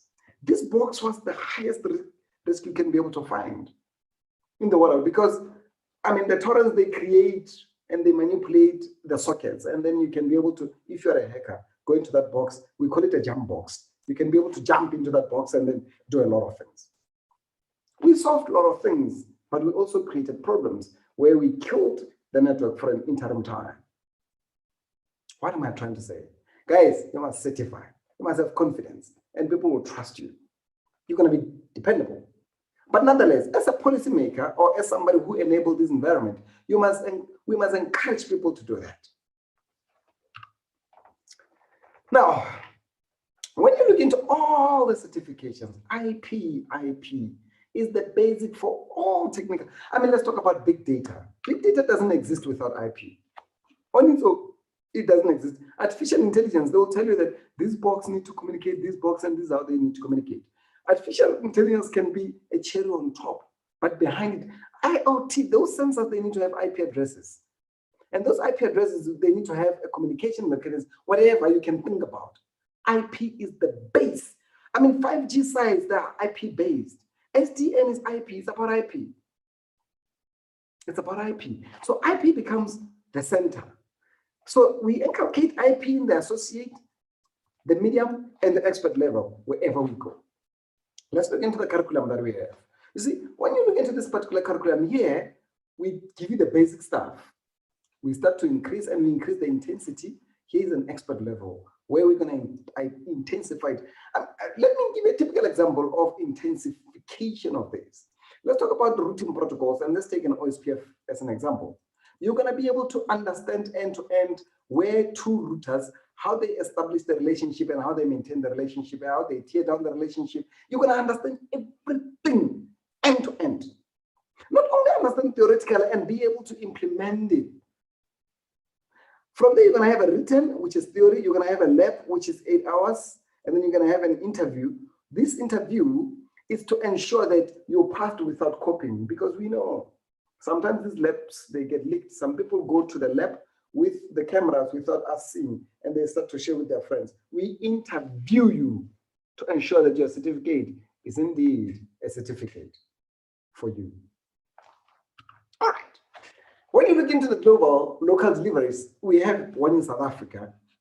We've got another one in Nigeria, Saudi Arabia. We've got a lot of centers where people get training and where we develop the material and where they can be able to go and write. Cloud services. We've got the MMOC, and then we've got a lot of cloud services where people can be able to go there and be able to access it and be able to learn as much as they possibly can. Learning the Huawei e-learning content. I'm just showing you Huawei as an example. Definitely other vendors have got their own way. So this is exactly how we inculcate the talent and how we nurture it.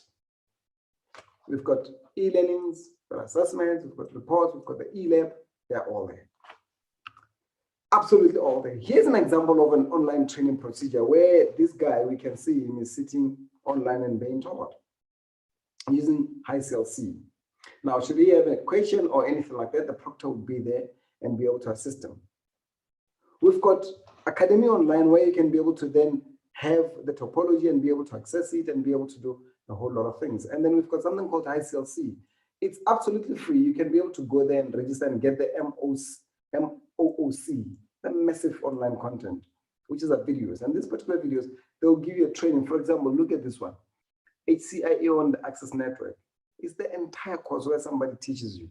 One of those people might be me. You might find me there teaching you the technology now, the real technology. Remote training, where I do this quite a lot, where the guys come and join in, and then now they're in the class and they're learning. Let's look into the cases. I had the privilege and the honor to be part of this, where we were unveiling the Ghana office as an ICT center.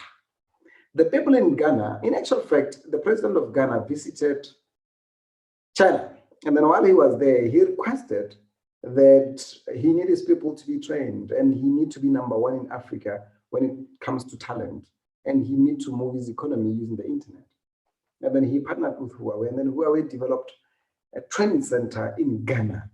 Then they worked with some of the university in Ghana, and then they developed curriculum, content, and the strategy is to provide 5,000 trained people, skilled people within a period of 3 years. And I'm happy to announce that that particular number, it looked like it's going to be surpassed. It's been going very, very, very well. A lot of people have been trained. Lots and lots of people have been trained. Alrighty, so this is it. This is the one in Ghana, where the Minister of Education then came on board and said that, hey, you know what? I'm very happy with what I'm seeing. Let's put this into the university curriculums and even maybe high school, and then start to implement it at a very early stage, because this is absolutely phenomenal and it's absolutely important. As I'm talking to you today, we've got a lot of HCIEs. I mean, HCIEs, you can't get many. It needs dedication. You can have professionals and then associates. We can train 5,000 with the hope that maybe 5% of those people or 3% will become experts. And then would have been the winners. They then created something called IP Gala.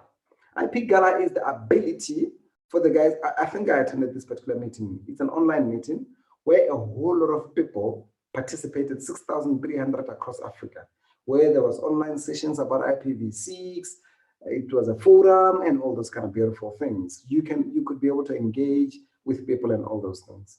Absolutely beautiful. The recording was put on YouTube. This was a YouTube online thing, which has live broadcast. You could join using Zoom. You could join using a lot of things. And then they had experts from different industries and from different organizations. This guy is an HCIE. This guy is my colleague, Atta. He's an HCIE and a CCIE as well. And he's an ambassador. HCIE, different people. And then they engaged, and then a lot of content was shared. So those kind of platforms.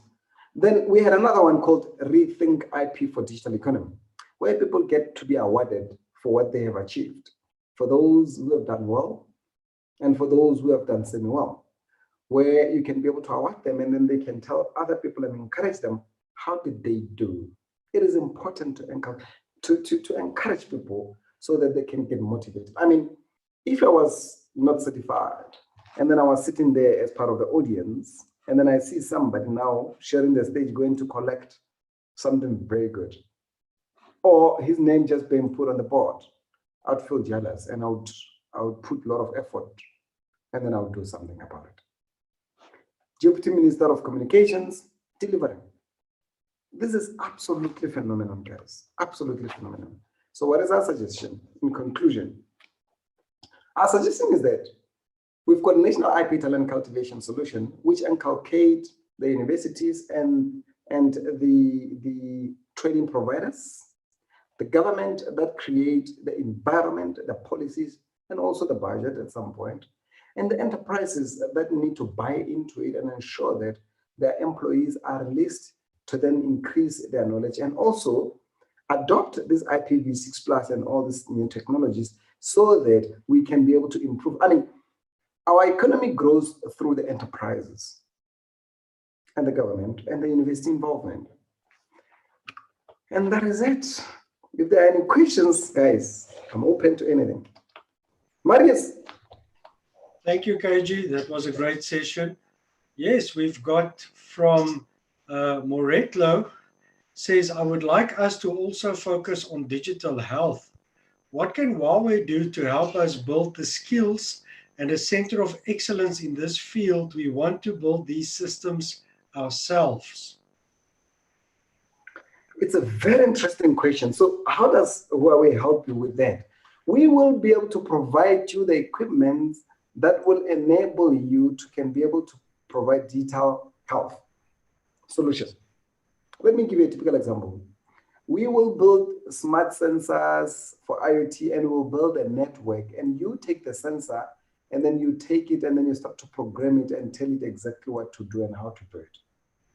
You can automate your network, you can do anything. Therefore, we give you the platform and we give you the ability to can be able to produce what you want. This is one thing that Huawei does, and it does it very well, I think. We, in a lot of cases, are the end-to-end providers. We start you from this. This is what I mean.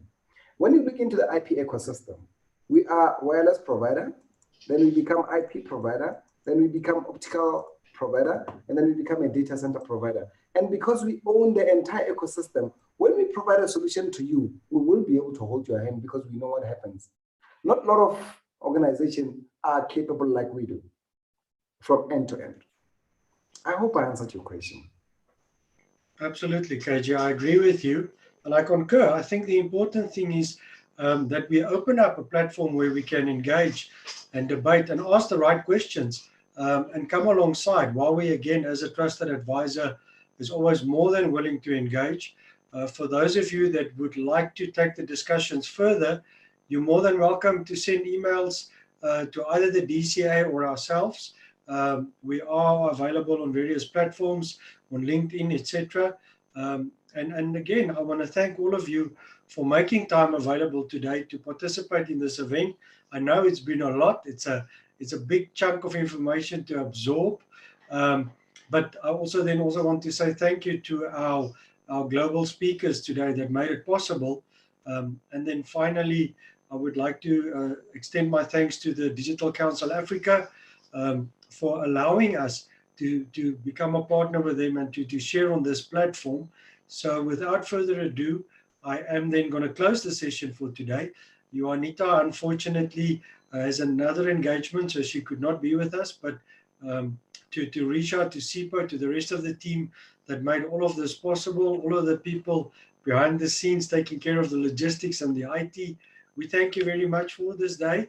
The recording will be made available on various platforms as well, so just watch your emails, and we look forward to engaging with you in future. If there are other topics that you think is of high importance that you would like us to talk to you about, please feel free to let us know. But from our side, we thank you all for a wonderful session today. Have a wonderful day and all the best. Stay safe and stay warm, those that are still in cold environments. Thank you.